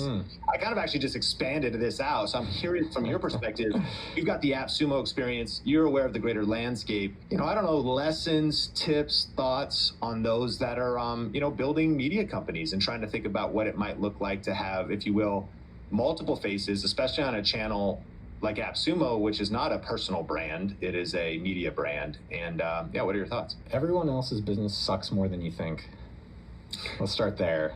I think we look at Noah, he's doing great, or Hormozi, or Cody or any of these things, or I've seen your stuff for years, and I've always been impressed with what you've done. But who knows what the fuck's going on in everyone's house? Yeah. We see the outside of the house, we're like, oh, that looks great. It's like, dude, their shit sucks too. Yeah. So find the suck that you're okay with. Yeah. I think there's a lot of there's so many ways to make money. I think find the area that you're really happy with and that you could do. In terms of content stuff, like we do these product videos, it doesn't do anything for our channel. And somehow we keep doing it, which I think is stupid. I don't even think our customers really like watching them, but we're putting out, Mitchell's been doing this content where today he interviewed Marshall Haas, who sold somewhere.com. And these videos, it's like they're going to do 10 to 100,000 view videos. And so he found the thing. And I think what most people don't do is they don't take enough time to find the thing. And then when they find the thing, now look at Mitchell's videos. Like every one of the videos is the same exact thing, right? It's like agency or software creator for solopreneurs. And each of these videos is just crushing. I would also argue that Mitchell, for our channel, Mitchell loves this. This is Mitchell's Mitchell would pay us to do this stuff. And it took time. I mean, we've been working with Mitchell. I've been working with him 7 years to get to this point. And I think we kind of want it to be immediate, and we want it right away, which that's also okay too. Now, in terms of these other companies, like media companies, I think the ones I'm interested in, there's a guy in LA who's been buying random newspapers and magazine companies. You know this guy? No, it sounds cool. He's buying all these ones that people think are dead. Variety, Hollywood Reporter, Rolling Stone, Jay Penske. Jay Penske. So he's like a younger guy. I think he's in his 40s, and he bought all these random newspaper magazine sites that were kind of older or decaying, and has kind of put them all together into a media company that's doing really well. He's not very public. I've kind of stumbled across him, I think, in a Wall Street Journal magazine or article, and I read dirt.com every Saturday. It's like my treat to read real estate news. I love seeing like houses with like bowling alleys and stupid shit in it. I find it inspiring. And so he owns dirt.com and Robb Report. Now, from the perspective of a media company, I think what it comes back to is, can you do something unique that you can either have a monopoly in or have an advantage in? And it does seem like he's kind of angled around like older magazine websites that people seem to have forgotten, and it seems like he's done a pretty good job doing this. I think that's kind of how it goes for all of content. Like, what's your angle? And then find some lane that people seem to respond to and you make money in, and go as hard as you can on that. I think people go way too soft. Most people are probably too weak, or not serious enough about it. Like, I think part of our success at AppSumo was we found the software deal thing works. In 15 years, we're still doing software deals, and I think we've gone pretty damn hard on it. Same with this YouTube stuff with Mitchell and with me. With Mitchell, he found these videos are working, and so it's all right. We know that videos interviewing these people work. Like, how do we 10x the amount of content we're making there? And I think most people kind of either do other things, or they get bored, or they don't really double down on it. You've shared a lot of incredible advice today and been very generous with your time. I do want to hear a little bit about the book. I do want to know the other 2 to 3 books that have fundamentally changed how you think about business, as we land the plane in just a second. But I do want you to give some shout outs. And I have one Easter egg question. Unless I got somehow warped out of what time I'm in, I think it's 2025 at the time we're recording this, but on your website, I just love the fact that your copyright was 2028. And yeah, I try to be ahead of the time. I have no idea what that means. I don't know if it's being funny or if there's like a powerful principle behind visionarying the future or something. Nah, I was just fucking around. I mean, I think in business it should be fun, man. Like, otherwise, go get a day job with someone you hate. I always felt like it was more risky to have a job doing what I didn't want to do with someone I didn't like than actually starting your own business, which almost costs nothing these days, which is amazing. And you can really, live in however you'd like to live. So yeah, with NoahKagan.com, there's a few other Easter eggs, like a hot sauce thing, if you could find it. But yeah, just kind of having fun with these different things. It made me think too. Sometimes I forget to update copyrights. I'll see people's website 1 or 2 years old or something, because you just got to update it at the bottom of the website. So I was like, maybe he's just getting ahead. Like, you know. No, you know what it is? When I worked with Zuckerberg, he had really good attention to detail, and I think that's why I checked copyright dates. I checked how's the grammar on websites, or people slipping on it. I like the attention to detail. I think he really inspired me around that. Now, in terms of books, I basically bought all of my favorite business books. So I'm happy to share a few of the ones that I think everyone needs to buy. I do think $1 Million Weekend, if you're getting started or you want some inspiration, I'm very proud of the work. I think it's an amazing story and a good read. I hired Tal Roz, who's one of the best business writers, to help me put it together. The Ultimate Sales Machine is a banger. Donald Miller's Million Miles in 1,000 Years is a banger. This one is, if you have a business, if you're making like $1 million or more, I think Reed Hastings' No Rules Rules by Reed Hastings is a fucking mega banger. Other mega bangers is Amp It Up by Frank Slootman. That's a mega banger. Maverick by Ricardo Semler. I'm just looking at the ones I have down here. So I try to find I think to get advantages, I guess my philosophy is like, if you're reading what others are reading, you're not going to get ahead because everyone else is reading it. So I'm trying to find some of the people that are not talked about as much. That's a good word. 1,000,000 Miles in 1,000 Years, Donald Miller. $1 Million Weekend, Noah Kagan. Ultimate Sales Machine, No Rules, Amp It Up, Maverick. There's 6 books to read in the next 6 weeks. Just do one every other month. You're good for the year. I think the thing I've thought with books is that we brag about how many we've read or that we've read them, but no one's bragging about that they've done implementation from it. Yeah, how many they've applied. Yeah, it's like, hey, I read one book this year and my business doubled. It's like, stop reading. Just go watch Netflix at night. You know, I think we overemphasize the number of the books, not the impact of the books. Instead of reading 52 books or even 12, read one, master it, apply it, and actually create your $1 Million Weekend and then build that 7-figure business. This one's a banger. It's got a lot, like Ultimate Sales Machine is similar to this guy, Keith Cunningham. Road Less Stupid. It's basically one of these, like, there's like so much stuff in it. You're gonna get these are more if you already have a business. You're gonna get at least one thing. Yeah, Road Less Stupid. That's a really good one. Yeah, I'm in that one as well. All kinds of good questions to help you think. Broke my whole brain about, like, you're not even actually solving problems. You're just like solving the fruit, not the root, and you're not even actually getting to the heart of issues. This would actually be the real problem you have, like the real constraint. That's good stuff. Well, 7 books. We'll make sure they're all linked up in the show notes, but then ultimately, awesome. You heard it here from Noah Kagan. The quote was actually, stop reading, watch Netflix instead. So, that's kind of a cool thing. Cool. I truly think that if you can suffer long enough, you're going to get success. Yeah. And if you don't, and you either just be happy with where you're at, and that's okay too. But I do find that I really wanted a certain lifestyle. I wanted a certain type of job, and I was willing to suffer in my own way for a long time to be able to get that. Noah Kagan, I'm really grateful for you. Glad we finally got to connect like this. And I do want you to shout it out. People want to follow you, like anything else, so they can check you out. Weirdly, I'm actually trying to get less known. I don't know why I agreed to do. I think we talked about doing this a long time ago. So try to get less known. Don't look for me. Look for yourself. It's for real, because it's like I realize, like, if I get more attention, it's kind of a negative lately. Okay, I think it puts a little bit more. It's been a little more problematic, where like it puts my family at risk for what reward. So don't look for me. Look for Sean. Look for yourself. Send me your stuff. Yeah, subscribe to the Think Media Podcast. Yes. Go buy Noah's book, but do not follow him, and then don't read it. Watch Netflix instead. Put the book in ChatGPT, find the big 3 things, and then just go or Google Notebook LLM, and then do those from the book.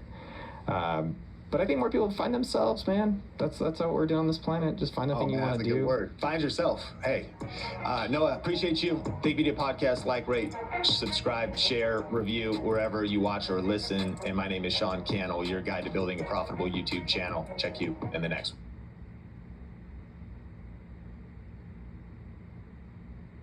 one. Hansel Rapunzel, let down your hair. The home with Duncan is where you want to be. And bumps? Get irritation defense for your pubic area. Venus for pubic hair and skin.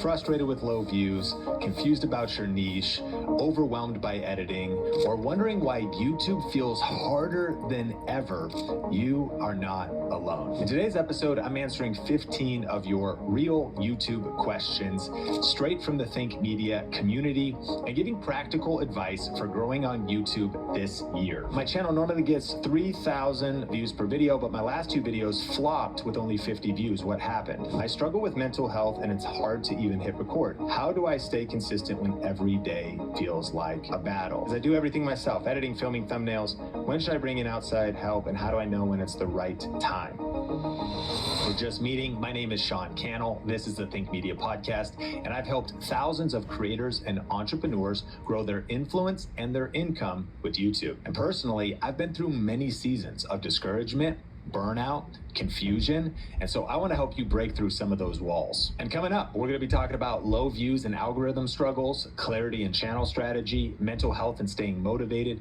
practical tools and creative pivoting, retention, CTR and upload timing, and brand confusion, niche specific tips, and scaling. So we're gonna be covering a lot. Buckle your seatbelt and let's get into it. And so AI helped me divide these 15 questions up into 6 different sections. And section number 1 is all about low views and algorithm frustrations. And so the first question comes from Courtney, and these are kind of summarized, but she asks, my biggest struggle is not getting any views. How do you stay motivated to work hard on something when no one is seeing it or you're not getting the results? I appreciate the question, Courtney. By the way, people posted these on the community tab on the Think Media Podcast channel. So if you're listening on audio, thank you for being here. But check in from time to time over on the YouTube channel if you are interested in more Q&A episodes like this, specifically the community tab. So how do I stay motivated? I think the first thing is to give yourself grace and empathy and acknowledge that it's normal to feel discouraged. It's a normal human emotion. It's something we all go through. And even at various levels of success, life can just be an emotional roller coaster, and YouTube can especially be an emotional roller coaster. What I like to do is I like to first name the thought, asking myself, what is the thought? What am I actually feeling? And actually, my therapist has helped me do this in more recent years. I wish I had this information a decade ago when sometimes I just was like super bummed. But name the thought, like I feel frustrated, I feel unseen, I feel like this isn't worth it.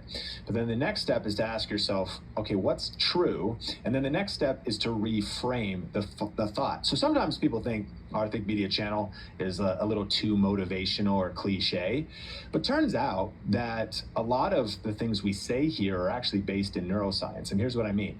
A reframe is a phrase like sometimes you win, sometimes you learn. A reframe is use your season of obscurity to prepare you for popularity.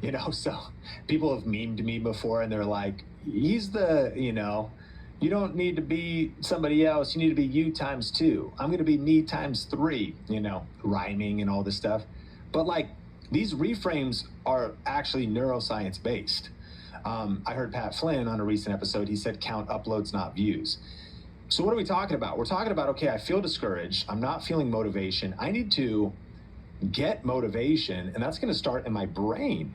So neuroscience, and this is actually cognitive behavioral therapy type of steps, is kind of like, all right, so I'm not getting the views, but can I see this as practice? Can I see this as learning? Can I see this season from a different lens? A lot of times, life isn't about what's actually happening to us. It's how we respond to what's happening to us. So, okay, no one's seeing your videos. That's a fact, but what's true? Well, you're in a season of counting uploads, not views. And what I mean is you're counting the repetitions you're doing, getting practice, building skills, and you're not worrying about the views right now, you're worrying about the growth. It's kind of like if you go to the gym too, and you're like counting the actual repetitions you're doing of lifting weights, and then you look in the mirror and you're like, my muscles are not bigger. Actually, my body's just all puffed up and inflamed because I'm so out of shape. Like you got like negative results visibly, but you're counting the fact that if you keep lifting the weights, over time, you're going to get stronger and build muscle. So, of course, YouTube takes tactics. You can't necessarily just upload forever and it means you're going to get results. The reframe of your perspective can be very helpful. Also, one of the things that's helped me is getting tuned in to a clear vision of what I'm building. There's this proverb that says, where there is no vision, the people perish. I realize if my discouragement is going higher, it's usually because the vision for my future is going lower. My vision is cloudy. What am I building? Why am I even doing this? What do I hope to really accomplish here?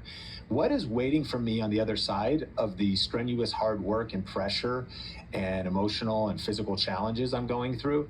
And when you got a really clear vision, it gives you fuel to face those challenging times.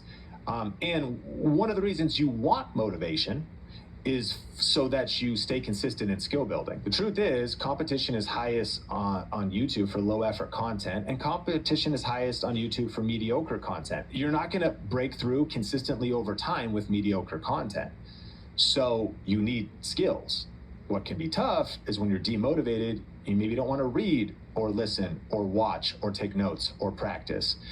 So the mental reframe to keep your fire lit so that you can keep building skills and practice over time, there's, the famous 10,000 hour rule, which it says, it takes 10,000 hours of deliberate practice, not even just repetitions, deliberate, intentional practice to develop mastery in a particular area. How do people stay motivated through 10,000 hours of deliberate practice? Well, part of it is picking something you're passionate about, but the other part is knowing how to hack your brain and realize, oh, this is a practice season. I'm counting uploads, not views. I'm on my way to 10,000 hours. And YouTube rewards the individuals that build the skills and understand the platform after consistency with deliberate, consistent, intentional practice. Question number 2 comes from Arib. My channel normally gets 3,000 to 10,000 views per video, but my last 2 videos flopped with only 50 views. What happened? Okay, it's a good question. And I love it when we have questions that have context and nuance like this. Couple thoughts. 1, competition is higher than ever. More content means more choice for people. This is still a great time to start a YouTube channel, but a lot of people want to start a YouTube channel. And the creator economy is going to double in the next 2 years, according to Goldman Sachs. But a lot of people want to start a YouTube channel. So competition is higher than ever. So the famous baseball player, Babe Ruth, said this: yesterday's home runs do not win tomorrow's games. And it speaks to the fact of continuing to train, continuing to skill up, and to continue to realize, like, every new day means you got to make a fresh video, the best of your ability, with as much creativity and strategy and energy as possible. And so a couple questions you could ask is, have you gotten repetitive? I remember reading this question. He was talking about, it's the same format. I mean, it's still aligned with my channel. Well, I get it.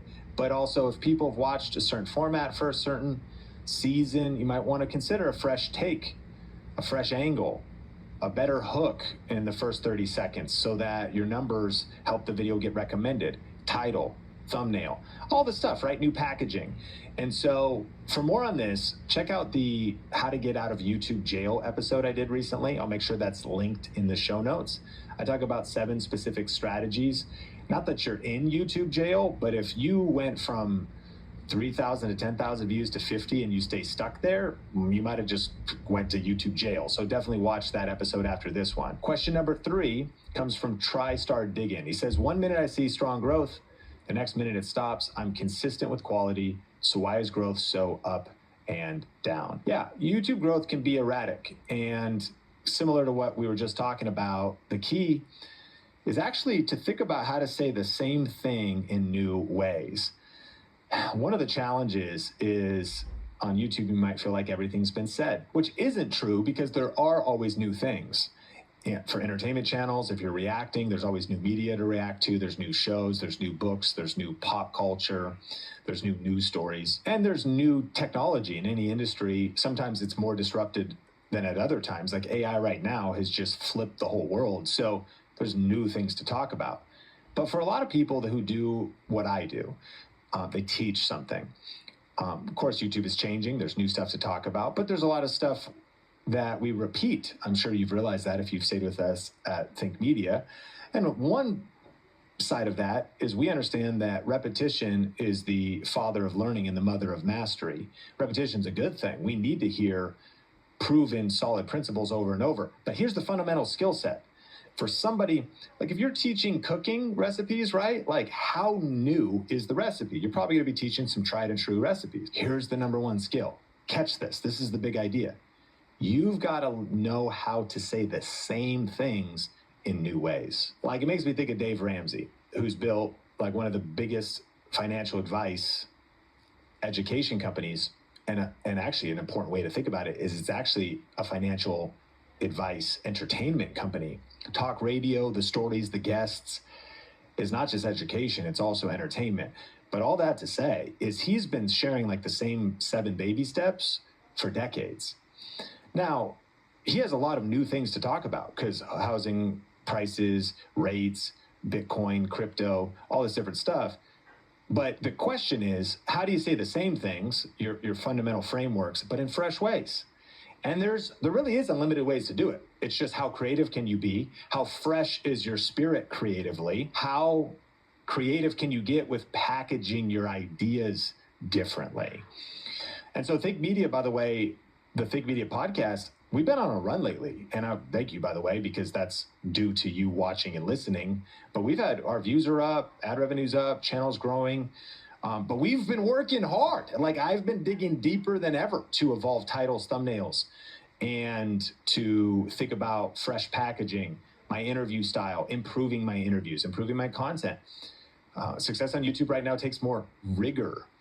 And so refreshing your strategy is part of the journey. Question number 4, Cody Chambers says, after 8 years on YouTube, I still have low growth. Should I keep going or should I pivot? I think the best reference here.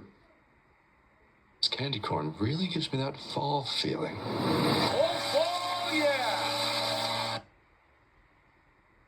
Are deserving more for less right now during the Labor Day sale. We are Value City Furniture. Hi, where are you? Hey, I can't make it. I have a board meeting. This summer, make your own plans in the ultimate driving machine. Lease the BMW X3 for $599 per month. Not all oral care is created equal. The Colgate Total Active Prevention System is engineered to be 15 times more effective at fighting the root cause of oral health problems. It's our best science ever to prevent problems before they start. Be dentist ready with Colgate Total. Okay. Stop forcing ads for your forklifts on financiers. Start marketing to the right people by targeting industries and functions on LinkedIn ads. I think the best reference here is a book by Seth Godin called The Dip. And he asked this question: are you in a dip, in a cul-de-sac, or are you headed for a cliff? A dip is what everybody experiences after they start something. You start something and you're pumped, endorphins are high. 8 years ago, you're like, I'm gonna do YouTube, I'm gonna crush it. And then what comes after starting something new is a huge dip. This is also called the Dunning-Kruger effect. Like, when you start, you're like, how hard could that be? And then you get into it and you're like, way harder than I thought. And when you start, you're like, how many possible details should I need to know? And then you get into it and you're like, well, there's like hundreds of details of nuances to YouTube mastery. So you hit this dip, and that dip is discouraging. The thing is, if you're actually in the dip, the point is to mentally know it and to know that you just need to not quit. It's like if you're running a marathon that's 26 miles long, and on mile 18, you're like, my legs hurt, and I'm out of breath, and I'm sweating, and I'm uncomfortable. Well, if you know that it's a marathon, and you have just more miles, and it's like normal to feel that way. Well, if you're in the dip of a solid YouTube strategy and a solid YouTube channel topic and a sound progression, and you're like, but my back hurts, I'm tired, I've been doing YouTube, I want to quit. Like, feeling that way is super normal. Like, you're in the dip. But if you're in a cul-de-sac, it means you're actually, there's a dead end there. Like, it's discerning that you're actually not in the dip, you're at a dead end. And I got some tips for you, but that's the second one. And then another one is you're headed for a cliff. So he gives you the 3 options. The dip, you keep going through. The cul-de-sac, you need to quit that because it's a dead end. The cliff is like, it's good now, but you're about to fall off. And I mean, what comes to mind would be like, I'm getting a bunch of views doing this shady YouTube strategy that's against the terms of service. It's like, okay, it's working right now, but you're headed for a cliff. Like, cliffs could be different things. but it's actually about to it's about to get bad. You're investing in something you haven't thought a few steps ahead. Okay, so here's the questions. Am I panicking? A lot of people listening to this have not been doing YouTube for 8 years like Cody. And so a lot of times you're probably panicking if you're like, Sean, I've uploaded 4 videos. I've been doing this for 4 weeks. Like, what's wrong? Like, you're probably panicking. You need to calm down. You need to take a breath. Relax. Are you panicking? Now, Cody, you're probably not panicking. You've done this for 8 years. You have a lot of data. So another question is, who am I trying to influence? Do you need to pivot your target audience in your approach? Do you need to pivot? Another question is, what measurable progress am I making? After 8 years, you have low growth, but do you have growth? What are your expectations? Is it still fulfilling? Are you just discouraged because it's not here, but you do enjoy the process? And maybe a reframe is like, yeah, it's a slow growth, but I'm grateful for the growth I have. So how are you measuring progress? Has it led to some cool things? Like, I want a gold play button, but what I do have is kind of a slow growing YouTube channel, but I do enjoy it. So there could be a reframe there. The question is, what measurable progress am I making? And then, is this path strategic, or should I quit and refocus? So that's the question that comes for Cody right now, and for everybody else listening to this, depending on where you are in your journey, is this working? And only you can answer that after 8 years. And should I quit? And the point of the book is, do I strategically quit? The reason you quit is not to quit macro. It's to say, I'm going to quit this. Like, there's this stat that the average successful business owner has had 2.5 failed businesses, which is so fascinating, because it means, like, on the journey to getting one successful business, you may have 1 or 2 or 3 failed businesses. On my journey to creating a successful YouTube channel, I had like 4 failed YouTube channels. But back to reframing, sometimes you win, sometimes you learn. I strategically quit YouTube channels. My Clear Vision Media, Sean Cannell Productions channel, haven't uploaded there. It's still sitting on YouTube. I quit that channel. The Think International channel that I was doing with my friend Jeff Moores, who is my pastor who got me into video way back in 2003. He actually took the channel over now, years later. But I quit that channel. We both did for like 10 years. So that I quit. Like, I quit YouTube channel. I quit a channel. And then my personal channel, it's had some success. It's had some ups and downs. I quit it. Like, I don't upload on that channel. And then here we are, originally on Think Media, and now we've started this Think Media podcast channel.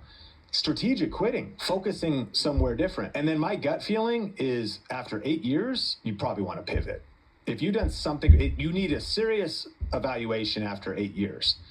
And so, does that mean a channel rebrand? What direction do you go next? And here's the thing, quitting frees up energy for better opportunities. And one of the things I did was I actually started to do multiple channels. At one point, I was doing my Clear Vision channel, Think International. I was doing the Sean Cannell channel. I started later a channel called Video Influencers with my friend Benji, the co-author of YouTube Secrets. I was actually, talk about energy being really divided in multiple different directions. That's why I'm so passionate these days about focus. So strategic quitting, certain things you're doing so you can focus on the best opportunities, that's something to consider. And then as far as 8 years go, the first channel I was working on was actually for my church in 2007. That channel grew to 45 subscribers. It was not a personal project, but that's how early I got to start getting practice on YouTube, 2007. And I went full-time on YouTube in 2015. So that's 8 years later. Now, I was seeing progress and experimenting in different places and whatnot. So again, this is a personal question you're going to have to answer. But momentum started after 8 years of groundwork and got even more compounded years after that. So could you try a new channel? Could you try a different format? Could you try bolder positioning? Do you need to strategically quit? And if you want, I'll link in the show notes. You got a good overview, but The Dip by Seth Godin goes a lot deeper than that. There's probably 20 different kind of frames that he will help you to know not only just if you should quit, but ideas of what strategic pivoting could look like. And so I'll make sure to link that book if you want to check it out in the show notes. Okay, that was section 1, and we're about to dive into section number 2, which is all about clarity and channel strategy. But before we do that, I want to give you a heads up that I recently updated our free 1-hour YouTube strategy class at thinkmasterclass.com. I mentioned earlier that we've been doing some new stuff here on the Think Media podcast, and it's been going really well. Growth, views, revenue, it's all up. And that's because we continue to pivot and reinvent, and we continue to double down on the core strategy that has helped us get 3 silver play buttons, a gold play button here at Think Media. And so if you want to learn what's working on YouTube right now and really get a chance to basically look over my shoulder and learn some tactical strategies for getting views, for getting subscribers, and for making money on YouTube in today's world, you can go to thinkmasterclass.com, or you can click the link in the show notes to get access to a free 1-hour YouTube strategy masterclass. Again, that's on demand, so you can watch it whenever you want at thinkmasterclass.com. Okay, the next question comes from Lux C's. My wife and I have a duo gaming channel, but we've been thinking about pivoting to a couples DIY channel. We have 3 little kids, ages 6, 2, and 1, so balancing content creation is hard. Should we start a second channel or focus our limited time in one direction? Well, I love this question because of the nuance. You got 3 little kids, you're already doing a duo gaming channel, you're thinking about starting a second channel. Here's what I'd recommend. Focus is key, especially if you have limited time. Consider this. You only have a few hours in your side hustle. If you're not doing this full time, you got your main job, you got your other responsibilities. So try to identify how many hours do I really have to devote to whatever I want. It's like your extra time. I've heard the 8-8-8 rule. It's like 8 hours at work, 8 hours sleeping, 8 hours left over. And so then do you got to commute? Do you got to spend some time with your kids? You got to cook for them? And depending on how you answer those questions, dividing up household responsibilities, maybe you got family help, maybe you got a nanny. All of our circumstances are different. We're trying to identify what is the amount of time we even have available in this current season of life to work on a side hustle. Then the question is, okay, if I only have 4 hours a week or 10 hours a week, then where am I dividing up those hours? And so my recommendation is one channel is better when juggling parenting and content creation or YouTube. One channel is better even actually if you're potentially full-time, because I just believe in the power of focus. And a good question to ask is also, what is your long-term vision?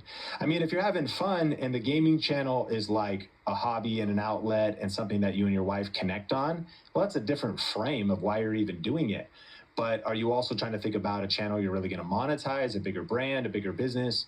Well, what's the long-term vision? So avoid splitting energy unless it's 100% strategic. I'm not a big fan of people having multiple YouTube channels, especially when they're starting. But the counter argument is they're like, well, I want to start a vlog channel that I'll upload on whenever because I'll travel sometimes, but it's not going to be my main thing. Well, you just define the reason for it. Like maybe that's not the channel that's going to make money or be super strategic, but to open up a separate channel to upload on whenever as an outlet, that's a really clear vision. It's like the reason for that channel is clear. The reason for maybe your main channel is clear. So ask yourself some of those questions, and I hope that's helpful. Next question. Vic, that girl who draws. She asks, I manage our family business YouTube for Lighthouse Cove Books. We have adult and children's books. We have over 100 titles. How do I figure out what kind of channel to buy? So here's the framework I'd ask. First question, who is most likely to buy your books? This would be your ICP. Who's your ideal customer profile?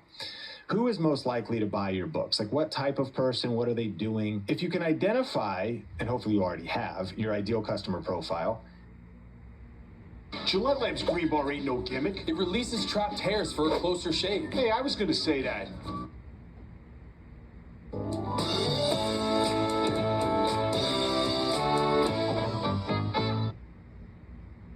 Want to take the next step with Entivio? Then it's time to talk to your healthcare provider. With Entivio, you may be able to pay as little as $5 per dose. Plus, our team can help connect you with additional support programs. Entivio, Entivio, Entivio.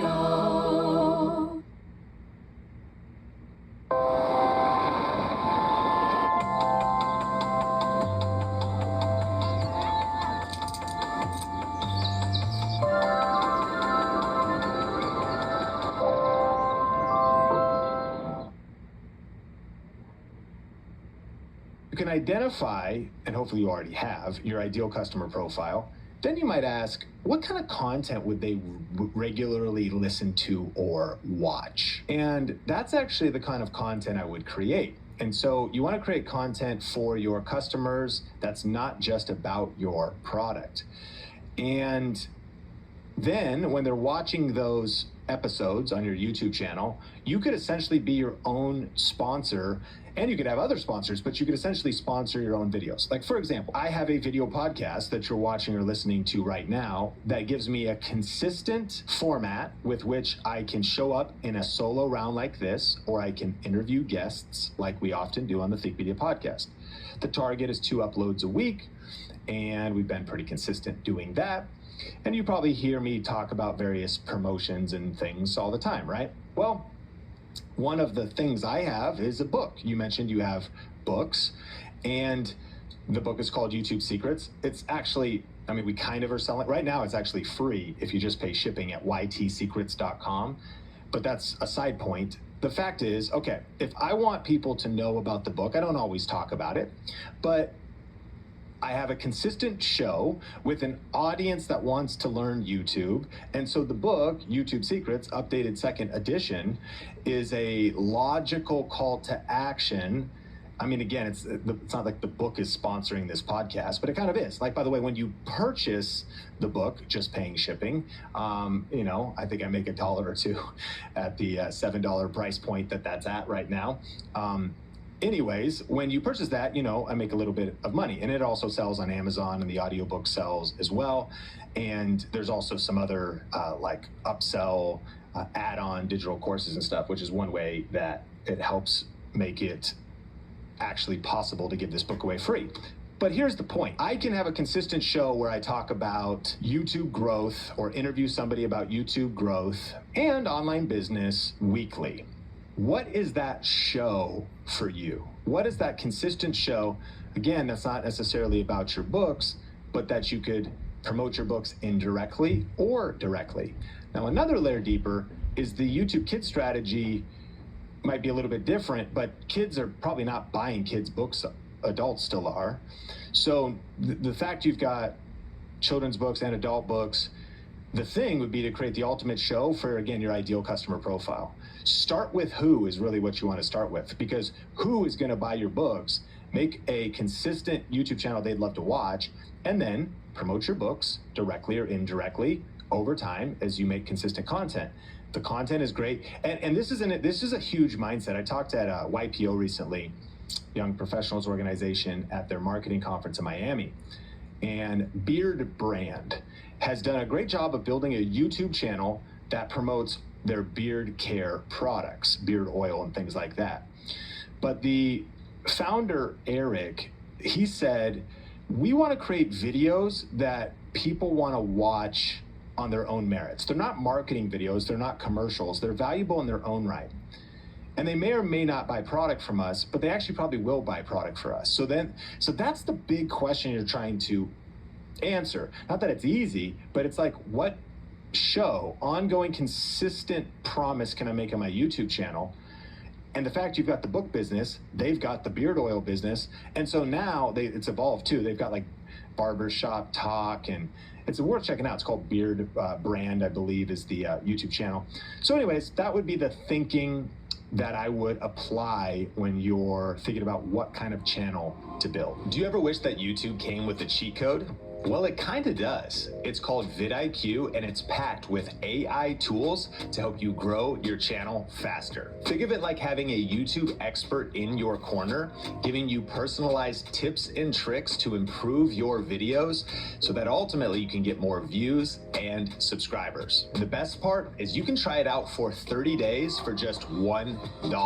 If you want to grab this offer, just go to vidiq.com/think or click the link in the show notes. All right, let's get back into the episode. Question number 7 before the next section is Under Construction Jam asking, I'm a small YouTuber in the Caribbean making faceless home construction videos. We are monetized, but we haven't gone viral. What can we do to increase viewership? Well, here's a few thoughts. One, congrats on monetization. That's a huge milestone. It's a milestone that a lot of individuals have not reached yet. So I think really celebrate that. my thought would be, of course, let's go after viral, but I love the quote, slow and steady wins the race. What I love about the fact you're monetized is it's not only like the first challenge. I mean, there's so many challenges before that. Upload your first video, your first 10 videos, even, 1,000 subscribers, 4,000 hours of watch time. There's like a lot of hurdles you got to get over. But it is such a challenge to make your first dollar online. And there's this book called 0 to 1. It's a startup book. And I think the big idea there is like, don't try to get 1 million customers. Can you get even one customer? So if you started to think about, how do I build $1,000 a month, $10,000 a month, 6 figures a year, $1 million a year business?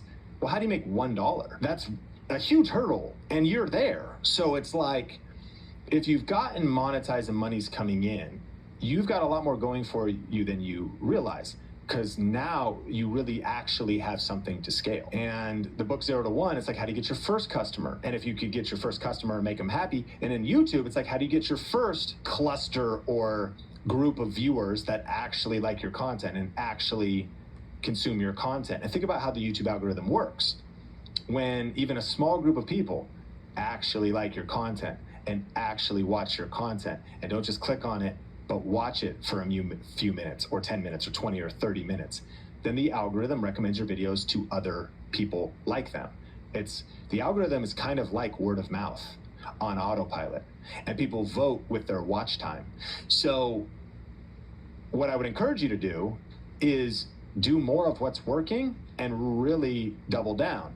So focus on better hooks, better storytelling, better pacing, title, thumbnail, A/B testing in thumbnails. This is your scale phase. Refine what's already working. I don't know how much you're making in monetization, but if you're making $10 a month, I'm not gonna say it's easy, but it's easier, I think, to get from $10 a month monetization to 100 than it is to get monetized in the first place. You've crossed that checkpoint. And then once you get to 100, you're like, oh, okay, this is what I've done. You double down more, you're refining. And YouTube is often like a hockey stick. It's slow, but then it spikes, because you also build up like a level of your library, and the amount of successive banger videos or ranked videos, as we often target, they start to feed each other. Like if you have a library of videos that people can binge and there's a lot of hits in there, then your back library starts to grow in value. So I hope that helps. That's what I would do. What I've also found is that mastering the fundamentals and continuing to learn, skill up, and level up will lead to viral videos along the way, but I don't really chase viral.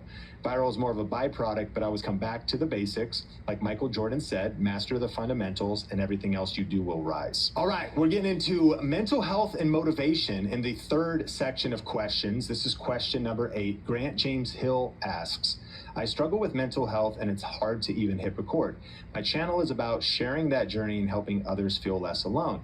How do I stay consistent when every day feels like a battle? Thank you so much for the question, James. I have a few thoughts for you. Only you know the very specific details of your personal journey, but what I do know that as humans in general, we all have ups and downs, and we can fall into a pattern of mental health challenges and negative self-talk.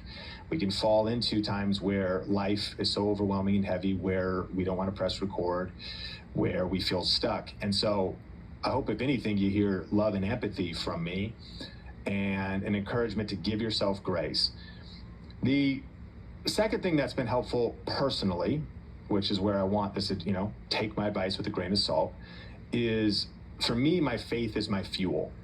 And so that's been huge for me. And I don't know what your background or your beliefs are. I respect, you for asking the question.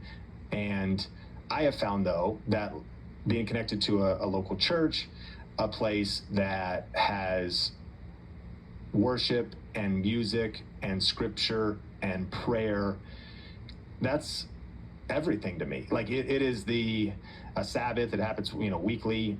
Some people Saturday, some people Sunday. Some people work those days and it's a night. Like, I do think the principle of a day a week that is for your soul, I believe God wove that into the universe, and it's a powerful principle.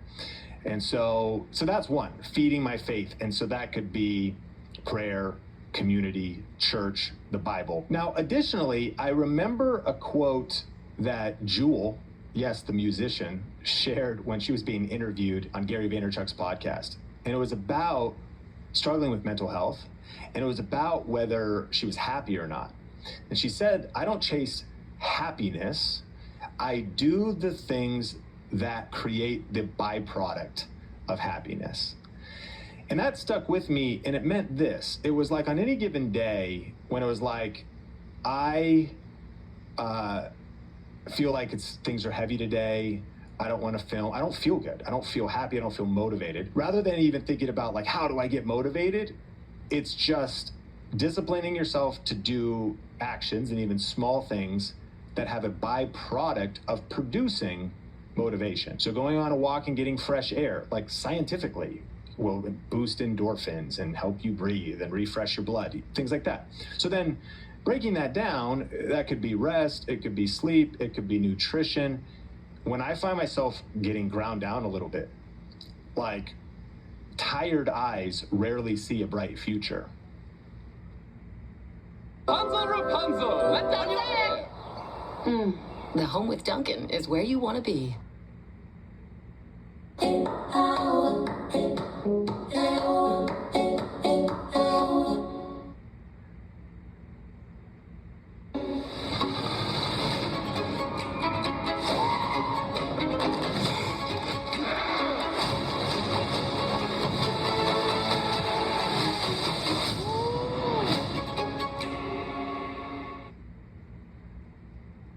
One of these people uses the Colgate Total Active Prevention System. It's 15 times more effective at fighting the root cause of many oral health problems. As for the other guy, Sarah? Good luck. be dentist ready with Colgate Total.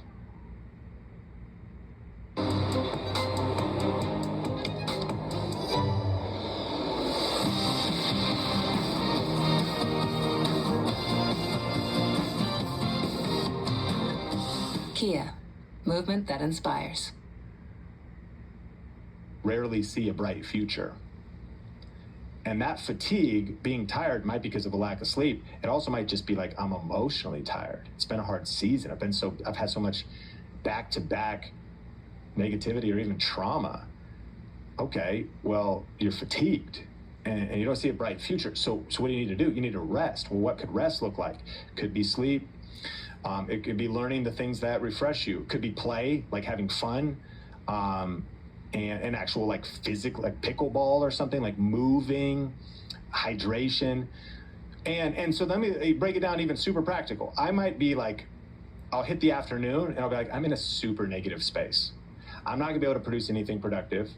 And I'm speaking of right now, which I run my own business, so I do have the freedom to do some things. And this applied when I was waiting tables.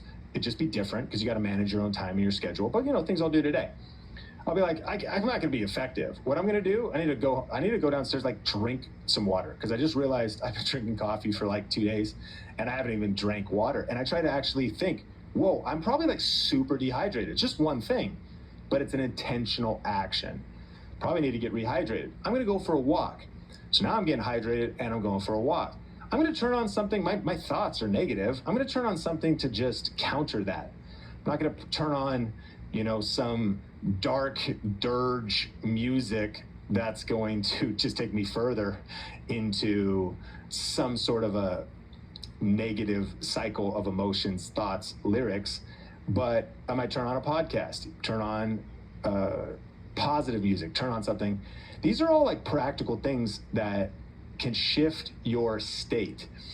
And over time, I've treated these things very seriously. So it goes back to like, man, I don't feel happy today. Well, I don't chase happiness. I'm gonna do the things that create the byproduct of happiness. You know what? I need to go to bed tonight on time. You know what? I need some time to just rest. I've been pushing myself and just beating myself up.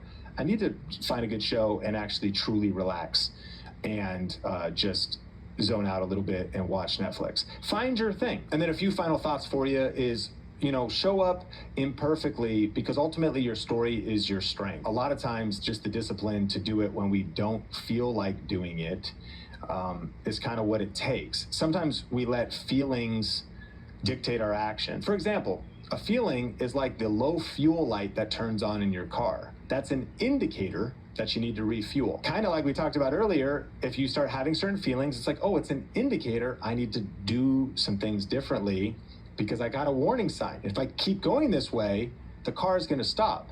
But now think about this. If the low fuel light comes on, you don't go, stop the car, pull over, stop driving. Well, you still have fuel and your tanks are low.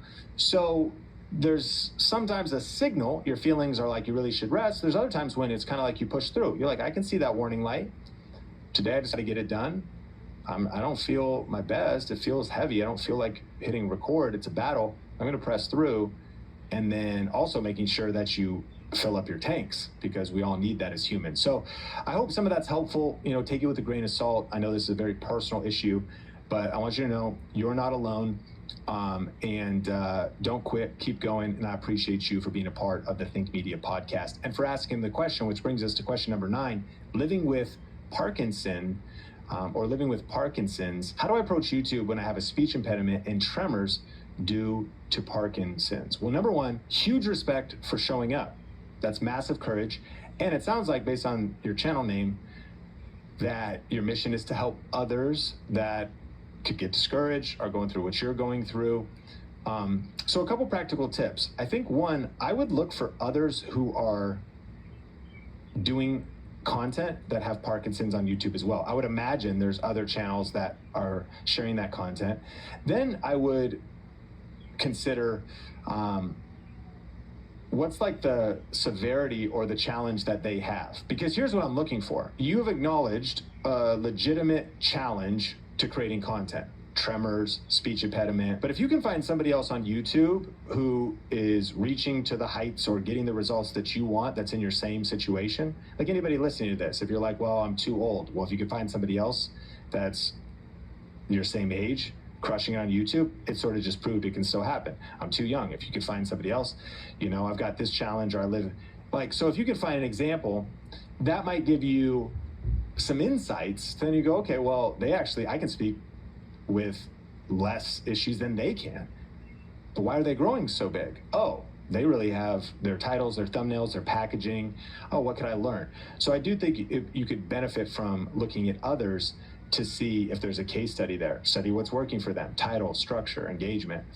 The other thing, though, is that kind of like we talked about earlier on The Dip from Seth Godin, that book of when to quit and when to stick, is if you acknowledge this legitimate limitation on your channel and think about ways to overcome it, sometimes it might be like if you can't go through it, you might be able to go over it, under it, around it, and you might pivot your strategy. You might say, okay, talking on camera, being the face of the content is just not working. It's hard for me to overcome that. But then you realize that there are faceless channels. There are hybrid content formats. AI is here, different ways to edit, different ways to storytell. Now, based on your channel name, I would assume you're the personal brand that's going to help others go through this. And so if you're committed to that, then apply the tips I've shared and then leverage your story. I mean, transparency builds trust and reliability and relatability. Don't underestimate the views you're getting right now and who that's encouraging and the people that are watching and the life that's giving them. And the Parkinson's community may deeply appreciate your voice, literally and figuratively. So I appreciate the question. All right, we're getting into section number 4, question number 10, if you could follow the math. This section's about practical tools and creative pivoting. Patrick Bray, CPA, says, I do everything myself, editing, filming, thumbnails. When should I bring in outside help, and how do I know when it's the right time? All right, so Patrick, hire before you're ready. Hire before you think you can afford it. Do the math. I actually talked to a mortgage channel and just started talking about the math, and they did a lot of different marketing, different places you could advertise or get clients. And then they also did YouTube. And I said, how much business comes from YouTube? And I want to say they said like 75%. And I was like, how much from the other forms of marketing? Like 25%. And I was like, how much time do you spend on YouTube a week? And they were like, oh, only 2 hours. And here's my point. If you can track leads, if you're getting leads for being a CPA, if you can track business and revenue, if you can track that money's actually good right now and what you have is a lack of time, but you've got money coming in, well, you should be delegating way before, editing's delegatable, thumbnails delegatable, filming's delegatable. Could be if you want someone to come locally, maybe local film school, Craigslist, search in a local area for, places where people post jobs or job services that can just, find you that. Find videographers that could be local. If you're part of a church, again, a call, it's not that that's easy. That actually is where a lot of professionals wish they had a shredder, a producer, shooter, editor in their local area they could hire. It's a real thing. You could find them eventually, but they're not just growing on trees. So you got to do your due diligence, and you may need to look for 3, 6, 9, 12 months, but you can find that person. And so time's your most valuable asset. And if money is tight, then it's a tension, meaning tension, T-E-N, the tension of how do I earn a little bit more and maybe delegate one thing. I mean, with thumbnails, AI can help you make thumbnails a lot faster, so that could save you some time. With editing, it's still not super smooth like long-form YouTube videos, but learning AI, that can help you speed up, maybe speed up your filming workflow and increase. I talked about our masterclass earlier. I don't know if you've watched it before. This might sound funny, but make more money. You're listening to this. You're like, Sean, that's literally, what do you mean? Make more money. Meaning figure out the shortest path to making more money and get hyper-focused on it. Because when you make more money, then hiring an editor is something you can afford. You're buying your time back. So being more efficient with the tools, time, energy, focus, and how you're getting leads or your different income strategies, because ultimately, what's your highest ROI activity? Well, the only thing you could do is be on camera, maybe close clients. You probably have to actually do the work of being a CPA, I'm imagining, right? So what could be delegated for quality and consistency? And we'll put it in the show notes. Check out my interview that I did with Dan Martell. He wrote a book called Buy Back Your Time. His interview on the Think Media podcast, killer episode. Must listen episode next, as far as good communication goes. Patrick, and I'll make sure that's linked up. And if anybody else is in the same situation as Patrick, definitely check out that previous episode with Dan Martell. Question 11, Adam and Sarah ask, I just realized another small channel has the same name as mine. What should I do? All right, well, here's a couple thoughts. My first thought is you might just not do anything at all. It's actually pretty common. One day I typed in Think Media, went to the channels way of searching on YouTube and started scrolling, and I scrolled as long as I could, and I could not exhaust how many Think Media and variations of Think Media channels there were. It's very possible there's hundreds of Think Medias and variations. It's kind of funny too, like the book YouTube Secrets, you can't copyright a book title. If you go to Amazon, especially if you look at kind of the low quality ebook only type of books, there's maybe like 100 or 300 YouTube Secrets books. And sometimes the subtitle is different, or maybe in almost every case the subtitle is different, but it's YouTube Secrets, the subtitle is a little bit different. So what's the point?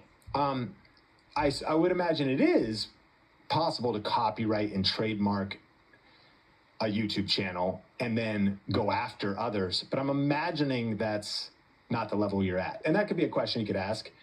Are they a threat to your brand? What's your vision for your brand? Are you building a business? Do you plan on trademarking things? Chances are you should just ignore this. Do you have the .com? Do you want to buy the .com? What about the other social media platforms? And it's also not a bad question, though. Like I was thinking about, there's this podcast by Taylor Welch. It's called The Deep End. It's blowing up on YouTube, kind of covers some fringier Christianity topics. There's also this rapper named Lecrae who's got a podcast. It's called The Deep End. So I just noticed that the other day. I was like, I imagine maybe, and I'm not saying, probably neither of them copied each other. They probably don't even know. And they both have audiences and they might not know either until I just pointed it out right now. And, but what do they probably do? Both keep having a show called The Deep End. And this gets into, this is not like legal advice, whether things are copywritten or not. That's a whole nother question. So at the end of the day, do you need a unique identifier, tagline, or rebrand?